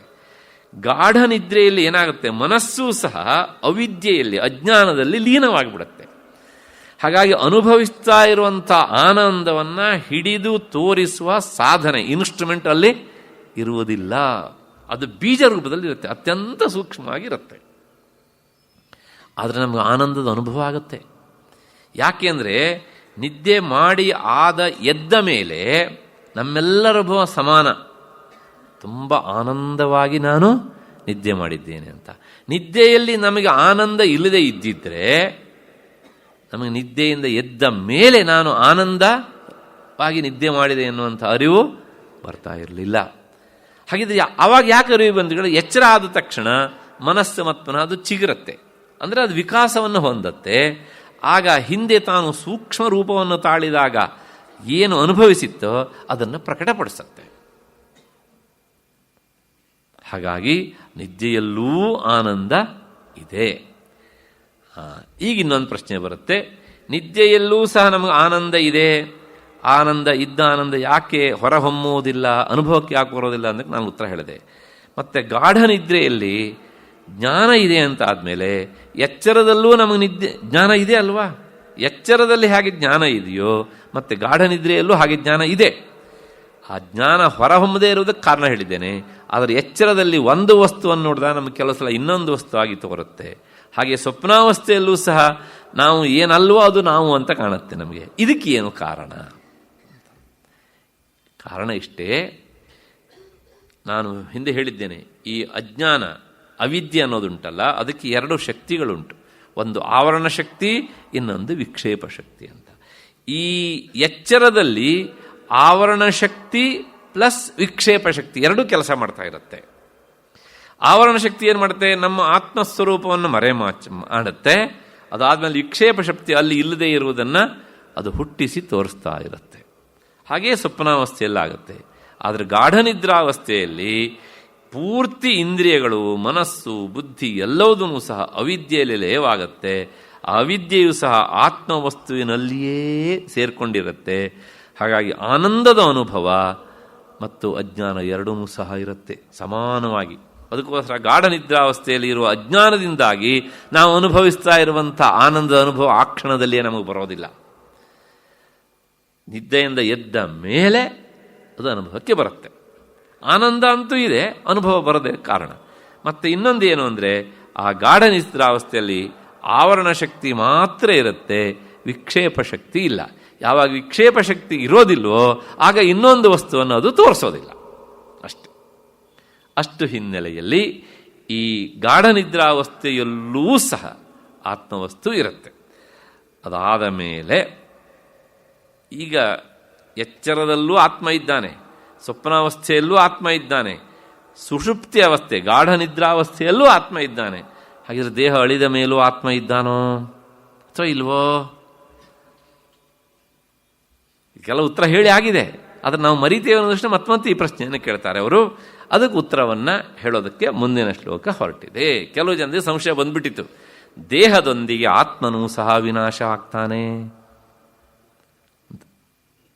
ಅದಕ್ಕೆ ಉತ್ತರ ಹೇಳ್ತಾರೆ, ಅವಿನಾಶೀವಾ ಅರೇ ಅಯಮಾತ್ಮ ಇತಿ ಶ್ರುತಿರಾತ್ಮನಃ ಪ್ರಬ್ರವೀತ್ಯವಿನಾಶಿತ್ವಂ ವಿನಶ್ಯತ್ಸು ವಿಕಾರಿಷು. ಇನ್ನೊಂದು ಸಲ, ಅವಿನಾಶೀವಾ ಅರೇ ಅಯಮಾತ್ಮೇತಿ ಶ್ರುತಿರಾತ್ಮನಃ ಪ್ರಬ್ರವೀತಿ ಅವಿನಾಶಿತ್ವಂ ವಿನಶ್ಯತ್ಸು ವಿಕಾರಿಷು. ಈ ಶ್ಲೋಕದ ಅರ್ಥ ಹೀಗೆ ಇದೆ. ಶ್ರುತಿ ಹೇಳುತ್ತೆ ಏನಂದರೆ, ಈ ಆತ್ಮ ಅವಿನಾಶಿ ಅಂದರೆ ವಿನಾಶ ಇಲ್ಲದೆ ಇರುವವನು ಅಂತ ಹೇಳ್ತಾ, ದೇಹಾದಿಗಳು ನಾಶವಾದರೂ ಆತ್ಮನು ನಾಶವಾಗುವುದಿಲ್ಲ ಅಂತ ಹೇಳ್ತಾ ಇದೆ. ಯಾವುದು? ಶ್ರುತಿ. ವೇದಾಂತ ಶ್ರುತಿಯನ್ನು ಇಟ್ಕೊಂಡೇ ವಿಚಾರ ಮಾಡುತ್ತೆ. ಯಾಕೆ ಅಂದರೆ ನಾವು ಶ್ರುತಿಯನ್ನು ನಂಬುವವರು. ಅದನ್ನು ನಂಬೋದಕ್ಕೆ ಕಾರಣ ಅದು ಮನುಷ್ಯ ನಿರ್ಮಿತವಾದದ್ದು ಅಲ್ಲ, ಅದರಿಂದಲೇ ಅದನ್ನು ಅಪೌರುಷೇಯ ಅಂತ ಕರೀತಾರೆ. ಮತ್ತು ಆ ಶ್ರುತಿಗೆ ಸುಳ್ಳನ್ನು ಹೇಳುವ ಅವಶ್ಯಕತೆಯೂ ಇಲ್ಲ. ಮನುಷ್ಯ ನಿರ್ಮಿತವಾದದ್ದಾದದ್ದಿದ್ದರೆ ನಿರ್ಮಿಸುವ ಮನುಷ್ಯನ ಕಾಮ, ಕ್ರೋಧ, ಲೋಭ ಮೊದಲಾದಂತಹ ವಿಷಯಗಳು ಅಲ್ಲಿ ತೂರ್ತಿದ್ವು ಅಲ್ವಾ? ನಾವು ಎಷ್ಟೋ ಸಾಹಿತ್ಯ ನೋಡ್ತೇವೆ, ಆ ಬರೆಯೋನ ಮನಸ್ಸಿನ ದುಷ್ಪ್ರವೃತ್ತಿಯೆಲ್ಲ ಅವನ ಸಾಹಿತ್ಯದಲ್ಲಿ ಕಾಣ್ತಾ ಇರುತ್ತೆ, ಕೊಳಕು. ಆದರೆ ಇಲ್ಲ, ಹಾಗಲ್ಲ. ಅದು ಏನು ಹೇಳತ್ತೋ ಅದನ್ನು ನಿಷ್ಕಲ್ಮಷವಾಗಿ ಹೇಳಿದ್ರಿಂದ ಬೇಜಾರಾಗತ್ತೆ ಅಂತ ಹೇಳೋದನ್ನು ಬಿಡೋದಿಲ್ಲ, ಅಥವಾ ಸಜ್ಜನರಿಗೆ ಸಂತೋಷ ಆಗಲಿ ಅಂತ ಜಾಸ್ತಿನೂ ಹೇಳೋದಿಲ್ಲ. ಅದೇನು ಹೇಳಬೇಕು ಅಷ್ಟನ್ನು ಮಾತ್ರ ಶ್ರುತಿ ಮಾತೆ ಹೇಳ್ತಾಳೆ. ಅಂತಹ ಶ್ರುತಿಯನ್ನು ನಾವು ಅತ್ಯಂತ ಗೌರವದಿಂದ ನಂಬುತ್ತೇವೆ. ಅದು ಭಗವಂತನ ಉಸಿರಾದ್ದರಿಂದ. ಅದು ಏನು ಹೇಳುತ್ತೆ ಅಂದರೆ, ಅವಿನಾಶೀವಾ ಅರೇ ಅಯಮಾತ್ಮ. ಅರೇ ಅಂದರೆ ಇದೊಂದು ಉಪನಿಷತ್ತಿನ ಸ್ಟೈಲ್. ಇದು ಒಬ್ಬ ವ್ಯಕ್ತಿ ಏನೋ ಕೆಲಸ ಮಾಡ್ತಾ ಇರ್ತಾನೆ, ಅವನನ್ನು ನಾವು ಹೇಳುವ ವಿಷಯದ ಕಡೆಗೆ ಎಳಿಬೇಕು. ಆಗ ಅರೇ ಅಂತ ಹೇಳುತ್ತೆ. ಕನ್ನಡದಲ್ಲೂ ನಾವು ಹೇಳ್ತೇವಲ್ಲ, ಲೇ ಅಂತ ಹೇಳೋದಿಲ್ವಾ? ಒಬ್ಬೊಬ್ಬರು ಒಂದು ರೀತಿಯಲ್ಲಿ ಹೇ ಅಂತ, ಅಥವಾ ಓ ಈ ಕರಿತೇವಲ್ಲ, ಹಾಗೆ ಅರೇ ಅಯಮಾತ್ಮ. ಅರೇ ಅಂತ ಶಿಷ್ಯನಿಗೆ ಹೇಳ್ತಾ ಇರೋದು ಗುರುಗಳು. ಅಯಮಾತ್ಮ ಅವಿನಾಶಿ. ಈ ಆತ್ಮ ಅವಿನಾಶಿ. ಯಾಕೆ ಕರೆದು ಹೇಳ್ತಿದ್ದಾರೆ ಅಂದರೆ, ಈ ವಿಷಯ ಸುಲಭವಾಗಿ ತಲೆಗೆ ಹೋಗೋದಿಲ್ಲ, ನಾನು ನಿನಗೆ ಕರೆದು ಹೇಳ್ತಾ ಇದ್ದೇನೆ ಮತ್ತೆ ಮತ್ತೆ, ನೀನು ಮರೆಯದೆ ಇದನ್ನು ಕೇಳು ಎನ್ನುವ ಹಿನ್ನೆಲೆಯಲ್ಲಿ ಅವಿನಾಶಿ ಅರೇ ಅಯಮಾತ್ಮ. ಈ ಆತ್ಮನಿಗೆ ನಾಶ ಇಲ್ಲ, ಅವನು ಅವಿನಾಶಿ. ಯಾಕೆ ಹೇಳ್ತೀರ ಅಂದರೆ, ಶ್ರುತಿ ಮಾತೆ ಆ ಮಾತನ್ನು ಹೇಳ್ತಾ ಇದ್ದಾಳೆ. ಹಾಗಿದ್ರೆ ಆತ್ಮ ಅವಿನಾಶಿ ಅಂತಾದರೆ ಇಲ್ಲಿ ಮತ್ತೆ ವಿನಾಶ ಆಗುವಂತಹದ್ದು ಯಾವುದು ಅನ್ನುವುದು ಒಂದು ಪ್ರಶ್ನೆ. ಅದಕ್ಕೊಂದು ದೃಷ್ಟಾಂತವನ್ನು ಹೇಳ್ತಾರೆ ನೋಡಿ. ಯಾವುದು ಒಂದು ವಸ್ತುವನ್ನು ತೋರಿಸತ್ತೋ, ಬೆಳಗಿ ಹೇಳುತ್ತೋ, ಅದು ಆ ವಸ್ತುವಿಗಿಂತ ಬೇರೆ ಆಗಿರುತ್ತೆ ಅಂತ ನಾನು ಹೇಳಿದೆ. ಹಾಗೆ ಇದಕ್ಕೊಂದು ದೃಷ್ಟಾಂತವನ್ನು ಕೊಡ್ತಾರೆ. ಇಲ್ಲೊಂದು ಮಡಕೆ ಇದೆ. ಆ ಮಡಕೆ ಸೂರ್ಯನ ಬೆಳಕಿನಲ್ಲಿ ನಮಗೆ ಕಾಣುತ್ತೆ, ಮಧ್ಯಾಹ್ನದ ಹೊತ್ತು ಅಂತ ಇಟ್ಕೊಳ್ಳೋಣ. ಆ ಮಡಕೆ ನಮಗೆ ಅನುಭವಕ್ಕೆ ಬರುವುದು ಬೆಳಕಿನ ಹಿನ್ನೆಲೆಯಿಂದ ಅಲ್ವಾ? ಪ್ರಶ್ನೆ ಇಷ್ಟೇ, ಈಗ ಮಡಕೆ ನಾಶ ಆದರೆ ಅದನ್ನು ತೋರಿಸುವ ಬೆಳಕು ಸಹ ನಾಶ ಆಗಬೇಕು ಎನ್ನುವ ನಿಯಮ ಇದೆಯಾ? ಇಲ್ಲ ತಾನೆ? ಹಾಗೇನೆ ಈ ದೇಹವನ್ನು ನೋಡ್ತಾ ಇರುವಂತಹ ಚೈತನ್ಯ ವಸ್ತು, ಅದು ದೇಹ ಅಳಿದಾಗ ಅದು ಅಳಿಬೇಕು ಅಂತ ಇಲ್ಲ. ಯಾಕೆ ಅಂದರೆ ಅದು ಸಾಕ್ಷಿ, ಇಸ್ ದ ಸಿಯರ್ ಅಂತ. ಹೇಗೆ ಅಂದರೆ, ಘಟಾವಭಾಸಕೋ ಭಾನು ಘಟನಾಶೇನ ನಶ್ಯತಿ. ಮಡಕೆಯನ್ನು ಬೆಳಗಿ ತೋರಿಸುವ ಸೂರ್ಯ ಮಡಕೆ ನಾಶ ಆದದ್ರಿಂದ ಅವನು ನಾಶ ಆಗೋಲ್ಲ. ಹಾಗಿದ್ರೆ ದೇಹಾವಭಾಸಕೋ ಸಾಕ್ಷಿ ದೇಹನಾಶೇ ನ ನಶ್ಯತಿ. ದೇಹವನ್ನು ಬೆಳಗಿ ತೋರಿಸುವಂಥ ಸಾಕ್ಷಿಯಾದಂಥ ಆತ್ಮ ಅವನು ಎಂದೂ ಸಹ ನಾಶ ಆಗುವುದಿಲ್ಲ. ದೇಹ ಇದ್ದಾಗಲೂ ಇದ್ದಾನೆ, ದೇಹ ಇಲ್ಲದೆ ಇದ್ದಾಗಲೂ ಆತ ಇದ್ದಾನೆ. ಆದ್ದರಿಂದ ದೇಹ ಮಾತ್ರ ನಾಶ ಆಗತ್ತೆ, ದೇಹವನ್ನು ಬೆಳಗಿ ತೋರಿಸುವ ಆತ್ಮ ನಾಶ ಆಗುವುದಿಲ್ಲ. ಎಸ್, ಇಷ್ಟು ಕೇಳಿದ ಮಾತ್ರ ಇನ್ನೊಂದು ಸಂಶಯ ಬರ್ತದೆ. ಹಾಗಿದ್ರೆ ಒಬ್ಬ ಸಾಮಾನ್ಯ ವ್ಯಕ್ತಿ, ಲೌಕಿಕ ವ್ಯಕ್ತಿ, ಮುಕ್ತನಲ್ಲ, ಅವನು ತನ್ನ ದೇಹವನ್ನು ಬಿಟ್ಟ ಮೇಲೆ ಆಗ ಅವನಿಗೆ ದೇಹ ಕಾಣುತ್ತೋ? ಕಣ್ಣಿರೋದಿಲ್ವಲ್ಲ. ಅಂದರೆ ಶಾಸ್ತ್ರ ಹೇಳುತ್ತೆ, ಅವನಿಗೆ ಏನೇನಿರ್ತವೆ? ಪಂಚಜ್ಞಾನೇಂದ್ರಿಯಗಳು, ಪಂಚಕರ್ಮೇಂದ್ರಿಯಗಳು, ಅದರ ಜೊತೆಗೆ ಮತ್ಪುನಃ ಪಂಚಪ್ರಾಣಗಳು 15 ಮತ್ತು ಮನಸ್ಸು ಬುದ್ಧಿ ಇಷ್ಟಿದ್ದೇ ಇರ್ತದೆ. 17 ಅವಯವಗಳು ಸೂಕ್ಷ್ಮ ಶರೀರ. ಜ್ಞಾನಿಗೆಲ್ಲ ಹೇಳ್ತಾ ಇರೋದು ಇದನ್ನು. ಲೌಕಿಕ ವ್ಯಕ್ತಿಗೆ, ಸಂಸಾರಿಗೆ, ಅವನಿಗೂ ಸಹ ಅದು ಕಾಣುತ್ತೆ. ಸ್ಥೂಲ ದೇಹ ತಾನು ಬಿಟ್ಟು ಬಂದಿದ್ದು ಕಾಣುತ್ತೆ ಅವನಿಗೆ. ಆದರೆ ತನ್ನ ಅನಿಸಿಕೆಯನ್ನು ಅಭಿವ್ಯಕ್ತಪಡಿಸೋದಕ್ಕೆ, ಹೇಳಿಕೊಳ್ಳೋದಕ್ಕೆ ಸ್ಥೂಲ ದೇಹದ ಬಾಯಿ ಇರುವುದಿಲ್ಲ. ಆದ್ದರಿಂದ ಅವನು ಹೇಳಿದ್ದು ಬೇರೆಯವರಿಗೆ ಕೇಳಿಸೋದಿಲ್ಲ. ಅವನು ಆ ಸೂಕ್ಷ್ಮ ಶರೀರದಲ್ಲಿ ಇರ್ತಾನೆ. ಜ್ಞಾನಿಯಾದವನು ಸೂಕ್ಷ್ಮ ಶರೀರವನ್ನು ಬದುಕಿರುವಾಗಿದ್ದರೆ ಸ್ಥೂಲ ಶರೀರ ನಾಶ ಮಾಡ್ಕೊಂಡಿರ್ತಾನೆ. ಅವನು ಸೂಕ್ಷ್ಮ ಶರೀರವೂ ನಾಶ ಆಗಿರುತ್ತದೆ, ಒಳಗಿರುವಂಥ ಕಾರಣ ಶರೀರವೂ ನಾಶವಾಗಿರ್ತದೆ. ಆದರೂ ಅವನು ದೇಹ ಬದುಕಿರ್ತದೆ. ಹೇಗೆ ಕೇಳಿದರೆ, ಅವನ ಪ್ರಾರಬ್ಧ ಕರ್ಮ ಯಾವ ಕಡೆಗೆ ಅವನನ್ನು ತಳ್ಳತ್ತೋ ಆ ದೇಹವನ್ನು ಅದು ಹೋಗ್ತಾ ಇರುತ್ತೆ. ಅಷ್ಟು ಹಿನ್ನೆಲೆಯಲ್ಲಿ ಅವಿನಾಶಿ ವಾ ಅರೇ ಅಯಮಾತ್ಮ ಅಂತ ಶ್ರುತಿ ಹೇಳುತ್ತೆ. ಆತ್ಮವಸ್ತು ಶಾಶ್ವತ.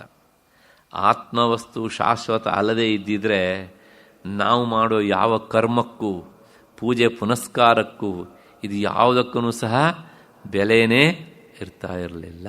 ಅಷ್ಟೇ ಅಲ್ಲ, ನಾವು ಒಂದು ಮಗು ಹುಟ್ಟಿದ ತಕ್ಷಣ ಹೆಸರಿಡ್ತೇವಲ್ಲ, ಆ ಹೆಸರಿಡುವುದು ದೇಹಕ್ಕೂ ಆತ್ಮನಿಗೋ ವಿಚಾರ ಮಾಡಿ. ಆತ್ಮವಸ್ತು ಅನ್ನೋದು ಒಂದು ಇಲ್ಲ ಅಂತಾದರೆ ನಾವು ಯಾವ ಕ್ರಿಯೆಯನ್ನು ಸಹ ಮಾಡಲಿಕ್ಕೆ ಆಗೋದಿಲ್ಲ. ಹೆಸರಿಡೋದು ಯಾರಿಗೆ? ದೇಹಕ್ಕ, ಆತ್ಮನಿಗ?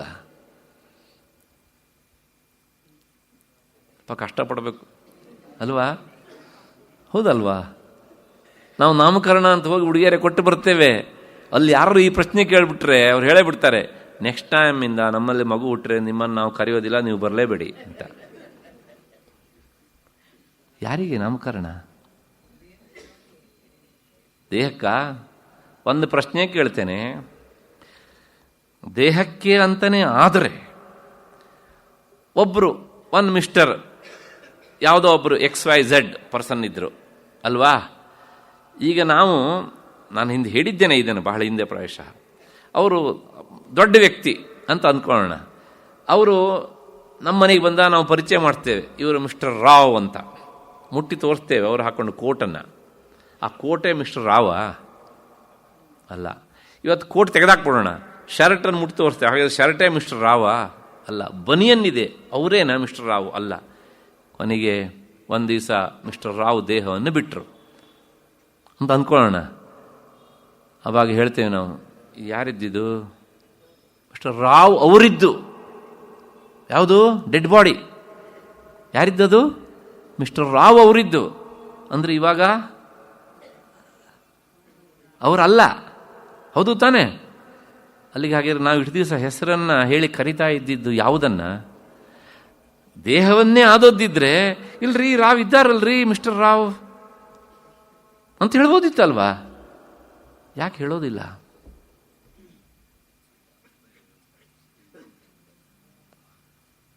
ಒಂಥರ ತಲೆ ಬಿಸಿ ಆಗ್ತದೆ ಅಲ್ವಾ? ಹಾಗಾಗಿ ಅದಕ್ಕೋಸ್ಕರ ಹೇಳಿದ್ದು, ನಾವು ಮಾಡುವ ಪ್ರತಿಯೊಂದು ಕ್ರಿಯೆ ಹಿಂದೂ ಸಹ ನಮಗೆ ಗೊತ್ತಿದೆಯೋ ಗೊತ್ತಿಲ್ಲಯೋ, ಅಥವಾ ನೆನಪಿಗೆ ಬಂದಿದೆಯೋ ನೆನಪಿಗೆ ಬಂದಿಲ್ವೋ, ಆತ್ಮವಸ್ತು ಅನ್ನೋದು ಒಂದನ್ನು ನಾವು ಇದೇ ಅಂತ ಒಪ್ಕೊಂಡು ಬಿಟ್ಟಿದ್ದೇವೆ. ಅದನ್ನು ಬಿಟ್ಟು ನಮ್ಮ ಹತ್ರ ಏನೂ ಮಾಡಲಿಕ್ಕೆ ಆಗೋದಿಲ್ಲ. ನಾವು ಬಾಯಲ್ಲಿ ಹೇಳ್ಬೋದು, ಇಲ್ರಿ ಅದೆಲ್ಲ ಬರೀ ಸುಳ್ಳು ಹೀಗೆ ಅಂತ ಭಾಳಷ್ಟು ಜನ ಹೇಳ್ತಾರೆ. ಆದರೆ ಅವ್ರ ಬಾಯಲ್ಲೇ ಅಂಥದ್ದು ಬರ್ತಾ ಇರ್ತದೆ. ಏನು ಕೇಳಿದರೆ, ಮನುಷ್ಯನಿಗೆ ಸಂತೋಷ ಆದಾಗ ಅಂಥ ಮಾತುಗಳು ಅವ್ರ ಬಾಯಿಂದ ಬರೋಲ್ಲ. ತುಂಬ ಸಂಕಟ ಆದಾಗ ನೋಡಿ, ಒಂದು ಮಾತು ಹೇಳ್ತೇನೆ. ನಾವು ಆತ್ಮವಸ್ತುವನ್ನು ಇಟ್ಕೊಂಡು ಅದರೊಳಗೆ ಎಲ್ಲವನ್ನು ಆರೋಪ ಮಾಡ್ತಾ ಆ ಆತ್ಮವಸ್ತುವನ್ನೇ ಬೇರೆ ಎಲ್ಲ ಇಂದ್ರಿಯಗಳಲ್ಲೂ ಆರೋಪ ಮಾಡ್ತಾ ಹೋಗ್ತೇವೆ. ಹೇಗೆ ಅಂದರೆ, ಈಗ ನಾನು ಮೈಸೂರಿಂದ ಬೆಂಗಳೂರಿಗೆ ಬಂದೆ. ನಾನು ಹೇಳ್ತೇನೆ, ಮೈಸೂರಿಂದ ಬೆಂಗಳೂರಿಗೆ ಬಂದೆ. ನಾನು ಬಂದಿದ್ದು ಯಾವುದ್ರ ಮೂಲಕ? ಕಾಲು ಮೂಲಕ ಅಲ್ವಾ? ಹೌದು ತಾನೆ? ಅಥವಾ ವೆಹಿಕಲ್ ಮೂಲಕ? ಅಷ್ಟರ ಮಟ್ಟಿಗೆ ಅಲ್ಲೂ ಹೇಳ್ತೇವೆ ನಾವು. ಹಾಗೆ ವೆಹಿಕಲ್ಲೇ ಆತ್ಮ ಅನ್ನೋ ಅಷ್ಟರ ಮಟ್ಟಿಗೆ ಕೆಲವು ಸಲ ಅಷ್ಟರ ಮಟ್ಟಿಗೆ ಆರೋಪ ಮಾಡ್ತಾ ಇರ್ತೇವೆ. ಬಂದಿದ್ದು ಯಾವುದು? ಕಾಲು. ನಡ್ಕೊಂಡು ಬಂದಿದ್ದು ಹೌದು ತಾನೆ? ನಾನು ಬಂದೆ, ನಡ್ಕೊಂಡು ಬಂದೆ ಅಂತ ಹೇಳುವಾಗ ಆ ನಾನು ಅನ್ನೋದು ಯಾವುದನ್ನು ಹೇಳುತ್ತೆ? ಕಾಲನ್ನೇ ಹೇಳುತ್ತೆ ಅಲ್ವಾ? ಬಂದ ಮೇಲೆ ನಾನು ಟಿಕಿಟಿಗೆ ದುಡ್ಡು ಕೊಟ್ಟಿದ್ದು ಯಾವುದ್ರ ಮೂಲಕ? ಅಲ್ಲ, ನಾವೇನು ಹೇಳ್ತೇವೆ? ಕೈಯನ್ನೇ ಆತ್ಮ ಅಂತ ಹೇಳ್ತೇವೆ ಅಲ್ವಾ? ಮತ್ತು ನಾನು ಅದನ್ನು ನೋಡಿದ್ಯಾವುದು? ಕಣ್ಣನ್ನೇ ಆತ್ಮ ಅಂತ ಹೇಳ್ತೇವೆ ಅಲ್ವಾ? ಇಲ್ಲೆಲ್ಲ ನಮಗೆ ಪ್ರಶ್ನೆ ಕೇಳಿದಾಗ ಮಾತ್ರ ಗೊಂದಲ, ಅಲ್ಲದೆ ನಮ್ಗೆ ಸಲೀಸು ಎಲ್ಲ ವಸ್ತುಗಳಲ್ಲೂ ಅದೇ ಆತ್ಮ ಅಂತ ಅಂದ್ಬಿಡ್ತೇವೆ ನಾವು. ಈ ರೀತಿಯಾಗಿ ಆರೋಪ ಮಾಡ್ತಾ ಮಾಡ್ತಾ ಮಾಡ್ತಾ ತುಂಬ ಸಂಕಟ ಆದಂತಹ ಸಂದರ್ಭದಲ್ಲಿ ನಮ್ಮ ಬಾಯಿಂದ ಒಂದು ಉದ್ಗಾರ ಬರುತ್ತೆ. ಏನು ಅಂದರೆ, ಯಾವ ಜನ್ಮದಲ್ಲಿ ನಾನು ಏನು ಪಾಪ ಮಾಡಿದ್ನೋ ಅದಕ್ಕೋಸ್ಕರ ಇವಾಗ ನಾನು ಈ ಪಾಪದ ಫಲವನ್ನು ಅನುಭವಿಸ್ತಾ ಇದ್ದೇನೆ ಅಂತ. ಈ ಜನ್ಮದಲ್ವಲ್ಲ, ಹೌದು ತಾನೆ? ಈ ಜನ್ಮದಲ್ಲಿ ಅಲ್ಲ ಅಂತಾರೆ, ಹಿಂದಿನ ಜನ್ಮದಲ್ಲಿ ನಾನು ಪಾಪ ಮಾಡಿದ್ದೆ ಅಂತ ಅವನೇ ಒಪ್ಕೊಳ್ತಿದ್ದಾನೆ. ಆವಾಗಲೂ ನಾನಿದ್ದೆ ಅಂತ ಆಯ್ತಲ್ವಾ? ಆದ್ದರಿಂದ ಆತ್ಮವಸ್ತು ಎನ್ನುವಂಥದ್ದು ಈ ದೇಹ ಇದ್ದಾಗಲೂ, ಈ ದೇಹ ಇಲ್ಲದೆ ಇದ್ದಾಗಲೂ ಅದು ನಿರಂತರ ಇರುತ್ತದೆ. ಆದ್ದರಿಂದ ಉಪನಿಷತ್ತು ಹೇಳುತ್ತೆ, ಅವಿನಾಶೀ ಅರೇ ಅಯಮಾತ್ಮ ಅಂತ. ಹೇಗೆ ಅಂದರೆ, ಇದೆಲ್ಲ ನೀರು ಹರಿತಾ ಇರತ್ತೆ, ಮೇಲಿಂದ ಕೆಳಗೆ ಧುಮುಕಿದಾಗ ಆ ನೀರಿನಲ್ಲಿ ಗುಳ್ಳೆಗಳು ತೋರ್ತಾ ಇರ್ತವೆ.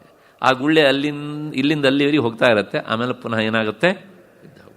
ಹಾಗೆ ಹಿಂದೆ ಹೇಳಿದ ಉದಾಹರಣೆ ಇನ್ನೊಮ್ಮೆ ನೆನಪಿಸ್ಕೊಳ್ಳಿ ಅದನ್ನು. ಹಾಗೆ ಆತ್ಮವಸ್ತುವಿನಲ್ಲಿ ಇಂಥ ಎಷ್ಟೋ ದೇಹಗಳು ತೋರ್ತಾ ಇರ್ತವೆ, ಹೋಗ್ತಾ ಇರ್ತವೆ. ಹಿಂದೆ ಹೇಳಿದ್ದೇನೋ ಇಲ್ವೋ, ಹೇಳಿದ್ದೇನೋ ಪುನಃಸ್ಮರಣ ಅಂತ ಹೇಳಿಬಿಡ್ತೇನೆ. ಹಿಂದೆ ಚಿತ್ರಕೇತು ಅಂತ ಒಬ್ಬ ಮಹಾರಾಜ ಇದ್ದ. ಅವನಿಗೆ ಏನೋ ಹಿಂದಿನ ಜನ್ಮದ ಸಂಸ್ಕಾರ ಇತ್ತು. ಆದರೆ ಏನೋ ಈ ಜನ್ಮದಲ್ಲಿ ಅವನ ಸಂಸ್ಕಾರ ಎಲ್ಲೋ ಮರೆಯಾಗಿತ್ತು. ಅವನಿಗೆ ಮಕ್ಕಳಾಗಿರಲಿಲ್ಲ. ಆಮೇಲೆ ಕಾಡಿ ಹೋಗಿ ಒಬ್ಬ ಕಶ್ಯಪ ಎನ್ನುವಂತಹ ಮುನಿಯನ್ನು ಅವನು ಸಂಧಿಸ್ತಾನೆ. ಆಮೇಲೆ ಅವನ ಹತ್ರ ಹೇಳ್ತಾನೆ, ನನಗೆ ಸಂತತಿ ಆಗುವಾಗಿ ಅನುಗ್ರಹಿಸಿ ಅಂತ. ಆಮೇಲೆ ಆತ ಒಂದು ಹಣ್ಣನ್ನು ಕೊಡ್ತಾನೆ. ಆ ಹಣ್ಣನ್ನು ತಿಂದಮೇಲೆ ಅವನು ಪಟ್ಟ ಮಹಿಷಿ ಆಕೆ ಗರ್ಭಿಣಿ ಆಗ್ತಾಳೆ, ಒಂದು ಮಗುವಿಗೆ ಜನ್ಮವನ್ನು ಸಹ ಕೊಡ್ತಾಳೆ. ಅರಮನೆ ಎಂದು ಕೇಳಬೇಕಾ? ಸಾಕಷ್ಟು ಸಂಪತ್ತಿನ ಜೊತೆಗೆ ಅಸೂಯ ಸಂಪತ್ತು ಇರುತ್ತೆ ಅಲ್ಲಿ. ಹಾಗಾಗಿ ರಾಜಾನೋ ಬಹುವಲ್ಲಭ, ರಾಜನಿಗೆ ಬಹಳಷ್ಟು ಜನ ಹೆಂಡತಿಯರಿದ್ದರು. ಅದರಿಂದ ಏನಾಯಿತು ಅಂದರೆ, ಬೇರೆ ರಾಣಿಯರಿಗೆಲ್ಲ ಅಸೂಯೆ ಆಯಿತು. ಯಾವ ತಾಯಿ ಈ ಮಗುವನ್ನು ಹೆತ್ತುಕೊಟ್ಟಿದ್ಲೋ ಅವಳ ಬಗ್ಗೆ ಮಾತ್ರ ರಾಜನ ಪ್ರೀತಿ ಹರಿತಾ ಇದೆ. ಈಗ ಬೇರೆಯವ್ರನ್ನ ಕಂಡರೂ ಕಾಣೋದಿಲ್ಲ, ಅವನು ಹಾಗಿದ್ದಾನೆ. ಹಾಗಾಗಿ ಇಷ್ಟೆಲ್ಲ ಆಗೋದಕ್ಕೆ ಕಾರಣ ಯಾರು ಅಂದರೆ ಈ ಮಗು ಅಂತೇಳಿ ಮಗುವಿಗೆ ವಿಷ ಕೊಟ್ಟು ಸಾಯಿಸಿದರು. ಆಮೇಲೆ ಅರಮನೆಯಲ್ಲಿ ನೇರವಾಗಿ ಗೋಳಿನ ಸಂತೆ, ಎಲ್ಲರೂ ಹತ್ತರು. ವಿಷ ಕೊಟ್ಟವರು ಅವ್ರಿಗಿಂತ ಜಾಸ್ತಿ ಹತ್ತರು.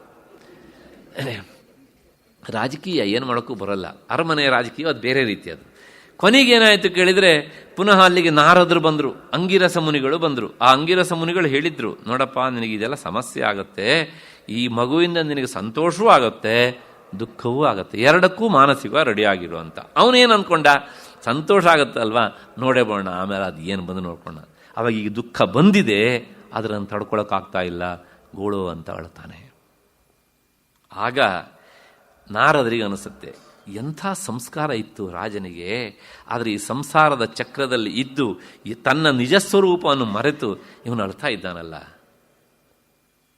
ಹಾಗಾಗಿ ಇವನಿಗೆ ಸ್ವಲ್ಪ ಇವಾಗ ಅಜ್ಞಾನದ ಕಿಡಿಯನ್ನು ಹಚ್ಚಬೇಕು ಅಂತೇಳಿ ವಿಚಾರ ಮಾಡ್ತಾರೆ ನಾರದರು.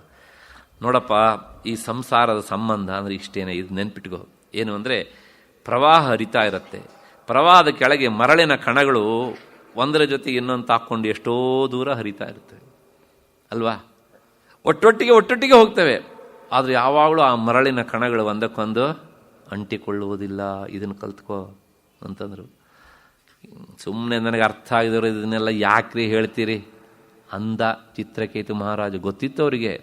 ಯಾಕೆಂದರೆ ಇದಿನ್ನೂ ಮಾಗಬೇಕು, ಪರಿಪಕ್ವ ಸ್ಥಿತಿಗೆ ಬರಬೇಕು. ಅದಕ್ಕೋಸ್ಕರ ನೋಡಿ, ವೈರಾಗ್ಯ ಬರದೇ ಇದ್ದವನಿಗೆ ವೇದಾಂತ ಹೇಳಿದರೆ ಅದು ಹೇಗೆ ವ್ಯರ್ಥ ಆಗತ್ತೆ ಅನ್ನೋದಕ್ಕೆ ಇದೇ ಉದಾಹರಣೆ. ಕೊನೆಗೆ ಹೇಳ್ತಾರೆ, ಓ ಹಾಗಿದೆ, ಇವನಿಗೆ ಹೀಗೆ ಪಾಠ ಹೇಳಿದರೆ ಅರ್ಥ ಆಗೋದಿಲ್ಲ. ಸುಮಾರಷ್ಟು ಉದಾಹರಣೆ ಕೊಡ್ತಾರೆ ಅವರು. ಪ್ರವಾಹದಲ್ಲಿ ಸಿಕ್ಕಂಥ ಕಟ್ಟಿಗೆ ತುಂಡುಗಳು ಒಟ್ಟೊಟ್ಟಿಗೆ ಹೋಗ್ತವೆ. ಒಂದು ಅಲೆ ಬಡಿದಾಗ ಒಂದು ಕಟ್ಟಿಗೆ ತುಂಡು ಆ ಕಡೆಗೆ, ಇನ್ನೊಂದು ಕಟ್ಟಿಗೆ ತುಂಡು ಈ ಕಡೆ ಹೋಗ್ತಾ ಇರುತ್ತೆ. ಹಾಗೆ ಈ ಪ್ರಪಂಚದ ನಶ್ವರತೆ ಬಗ್ಗೆ ವಿಚಾರ ಮಾಡಪ್ಪ ಅಂತ ಹೇಳ್ತಾರೆ. ಆದರೂ ತಲೆಗೆ ಹೋಗಲಿಲ್ಲ. ಕೊನೆಗೆ ಹೇಳ್ತಾರೆ, ಇಲ್ಲ, ಅವನು ಬದುಕಲೇಬೇಕು ನನ್ನ ಮಗ ಅಂತಾನೆ ರಾಜ. ಎಸ್, ಬದುಕಲೇಬೇಕಲ್ವಾ, ಬದುಕಬೇಕು ಅನ್ನೋದು ನಿನ್ನ ಅಪೇಕ್ಷೆ, ಹೌದು ತಾನೇ? ಆದರೆ ಒಂದು ಕೆಲಸ ಮಾಡೋಣ, ನಿನಗೆ ಹೇಗೆ ಅಪೇಕ್ಷೆ ಇರುತ್ತೋ ಅದು ದೇಹ ಬೇರೆ ಆದ್ದರಿಂದ ದೇಹದ ಒಳಗಿರುವಂಥ ಜೀವಾತ್ಮನಿಗೆ ಅದಕ್ಕೊಂದು ಸ್ವಾತಂತ್ರ್ಯ ಇರ್ತದೆಯೋ ನೋಡೋಣ. ಇವಾಗ ಅವನೇನು ಮುಕ್ತನಾದವನಲ್ವಲ್ಲ.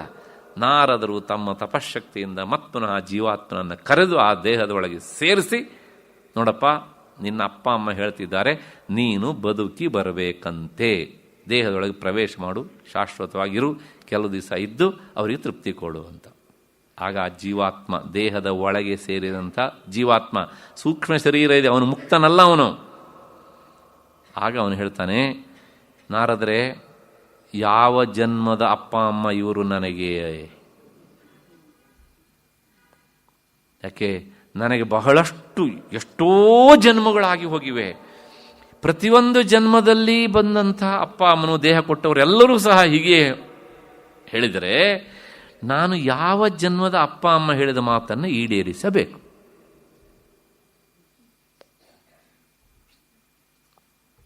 ಆದ್ದರಿಂದ ನಾನು ಅವರು ಕೊಟ್ಟ ದೇಹವನ್ನು ಅಲ್ಲಿಯೇ ಬಿಟ್ಟು ಬಂದಿದ್ದೇನೆ. ನಾನು ಈಗ ಪಂಜರದಿಂದ ಬಿಡಿಸಿಕೊಂಡ ಪಕ್ಷಿ ಹಾಗೆ ಸ್ವತಂತ್ರವಾಗಿದ್ದೇನೆ. ನನ್ನ ಕರ್ಮದ ಗತಿಯಂತೆ ನಾನು ಎಲ್ಲಿ ಹೋಗಬೇಕು ಅಲ್ಲಿಗೆ ಹೊರಟಿದ್ದೇನೆ. ಈ ಅಪ್ಪ ಅಮ್ಮ ಈ ದೇಹಕ್ಕೆ ಅದನ್ನಲ್ಲಿ ಇಟ್ಟಿದ್ದೇನೆ, ಬೇಕಾದರೆ ಅವರಲ್ಲಿ ಇಟ್ಕೊಳ್ಳಿ. ನಾನು ಮತ್ತೆ ಪುನಃ ಅದರೊಳಗೆ ಪ್ರವೇಶ ಮಾಡುವುದಿಲ್ಲ. ನಾರದರು ಕೇಳಿದ್ರು, ಅಲ್ಲ ನೀನೇನು ಹೇಳ್ತಿದ್ದೀಯೇ ಬದುಕಲೇಬೇಕು ಅಂತ, ಈಗ ಅವನಿಗೇನು ಹೇಳ್ತೀಯೇ, ನೀನು ಮಾತಾಡು ಇವಾಗ ಅಂತ. ಆಗ ಆ ಜೀವಾತ್ಮ ಹೇಳ್ತಾನೆ, ನಾನು ಇದರೊಳಗೆ ಪ್ರವೇಶ ಮಾಡುವುದಿಲ್ಲ. ಯಾಕೆಂದರೆ ಇಷ್ಟು ದಿವಸ ನಾನು ದೇಹದಲ್ಲಿ ಇರುವಷ್ಟು ಹೊತ್ತು ಒಂಥರ ಅನ್ಲಿಮಿಟೆಡ್ ಆದವನು ಲಿಮಿಟೆಡ್ ಕಂಡೀಷನ್ನಲ್ಲಿದ್ದೆ. ಈಗ ನಾನು ವಿಭು. ಯಾಕೆಂದರೆ ಈ ದೇಹ ಬಿಟ್ಟ ತಕ್ಷಣ ಸೂಕ್ಷ್ಮ ಶರೀರಕ್ಕೆ ಹೋದಾಗ ಜೀವಾತ್ಮನಿಗೆ ಅವನಿಗೆ ಅರಿವು ಬರುತ್ತೆ ನಾನು ಏನಾಗಿದ್ದೆ ಅಂತ.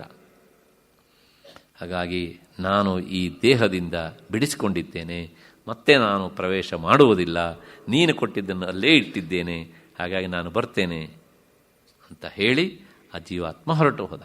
ಹಾಗಾಗಿ ವಿನಾಶ ಆಗುವಂತಹದ್ದು ಯಾವುದೋ ದೇಹವೇ ಅಷ್ಟೇ ಹೊರತನು ಆತ್ಮನಲ್ಲ ಅಂತ ಉಪನಿಷತ್ತಿನ ಮಾತು. ಅವಿನಾಶೀವ ಅರೇ ಅಯಮಾತ್ಮ, ಆತ್ಮವಸ್ತಿಗೆ ಅಳಿವಿಲ್ಲ. ಅಷ್ಟು ಹಿನ್ನೆಲೆಯಲ್ಲಿ ಮತ್ತುನ ಈ ಶ್ಲೋಕಕ್ಕೆ ಇನ್ನೂ ಹೇಳಬೇಕಾದದ್ದು ಉಂಟು, ಆದರೆ ಗಡಿಯಾರ ಸಮಯವನ್ನು ಹೇಳ್ತಾ ಇದೆ. ಹಾಗಾಗಿ ಇಲ್ಲಿ ನಿಲ್ಲಿಸ್ಕೊಳ್ಳೋಣ. ನಾಳೆ ದಿವಸ ಆ ಜ್ಞಾನಿಯಾದವನು ತನ್ನ ದೇಹವನ್ನು ಹೇಗೆ ನೋಡ್ತಾನೆ ಅನ್ನೋದನ್ನು ಇನ್ನೊಂದು ಮುಖದಿಂದ ನೋಡಬೇಕಾಗಿದೆ. ಅದನ್ನು ನಾಳೆ ನೋಡೋಣ. ಅಲ್ಲಿವರೆಗೆ ನಿಮಗೆಲ್ಲ ನಮಸ್ಕಾರ ಮತ್ತು ಕೃತಜ್ಞತೆಗಳು.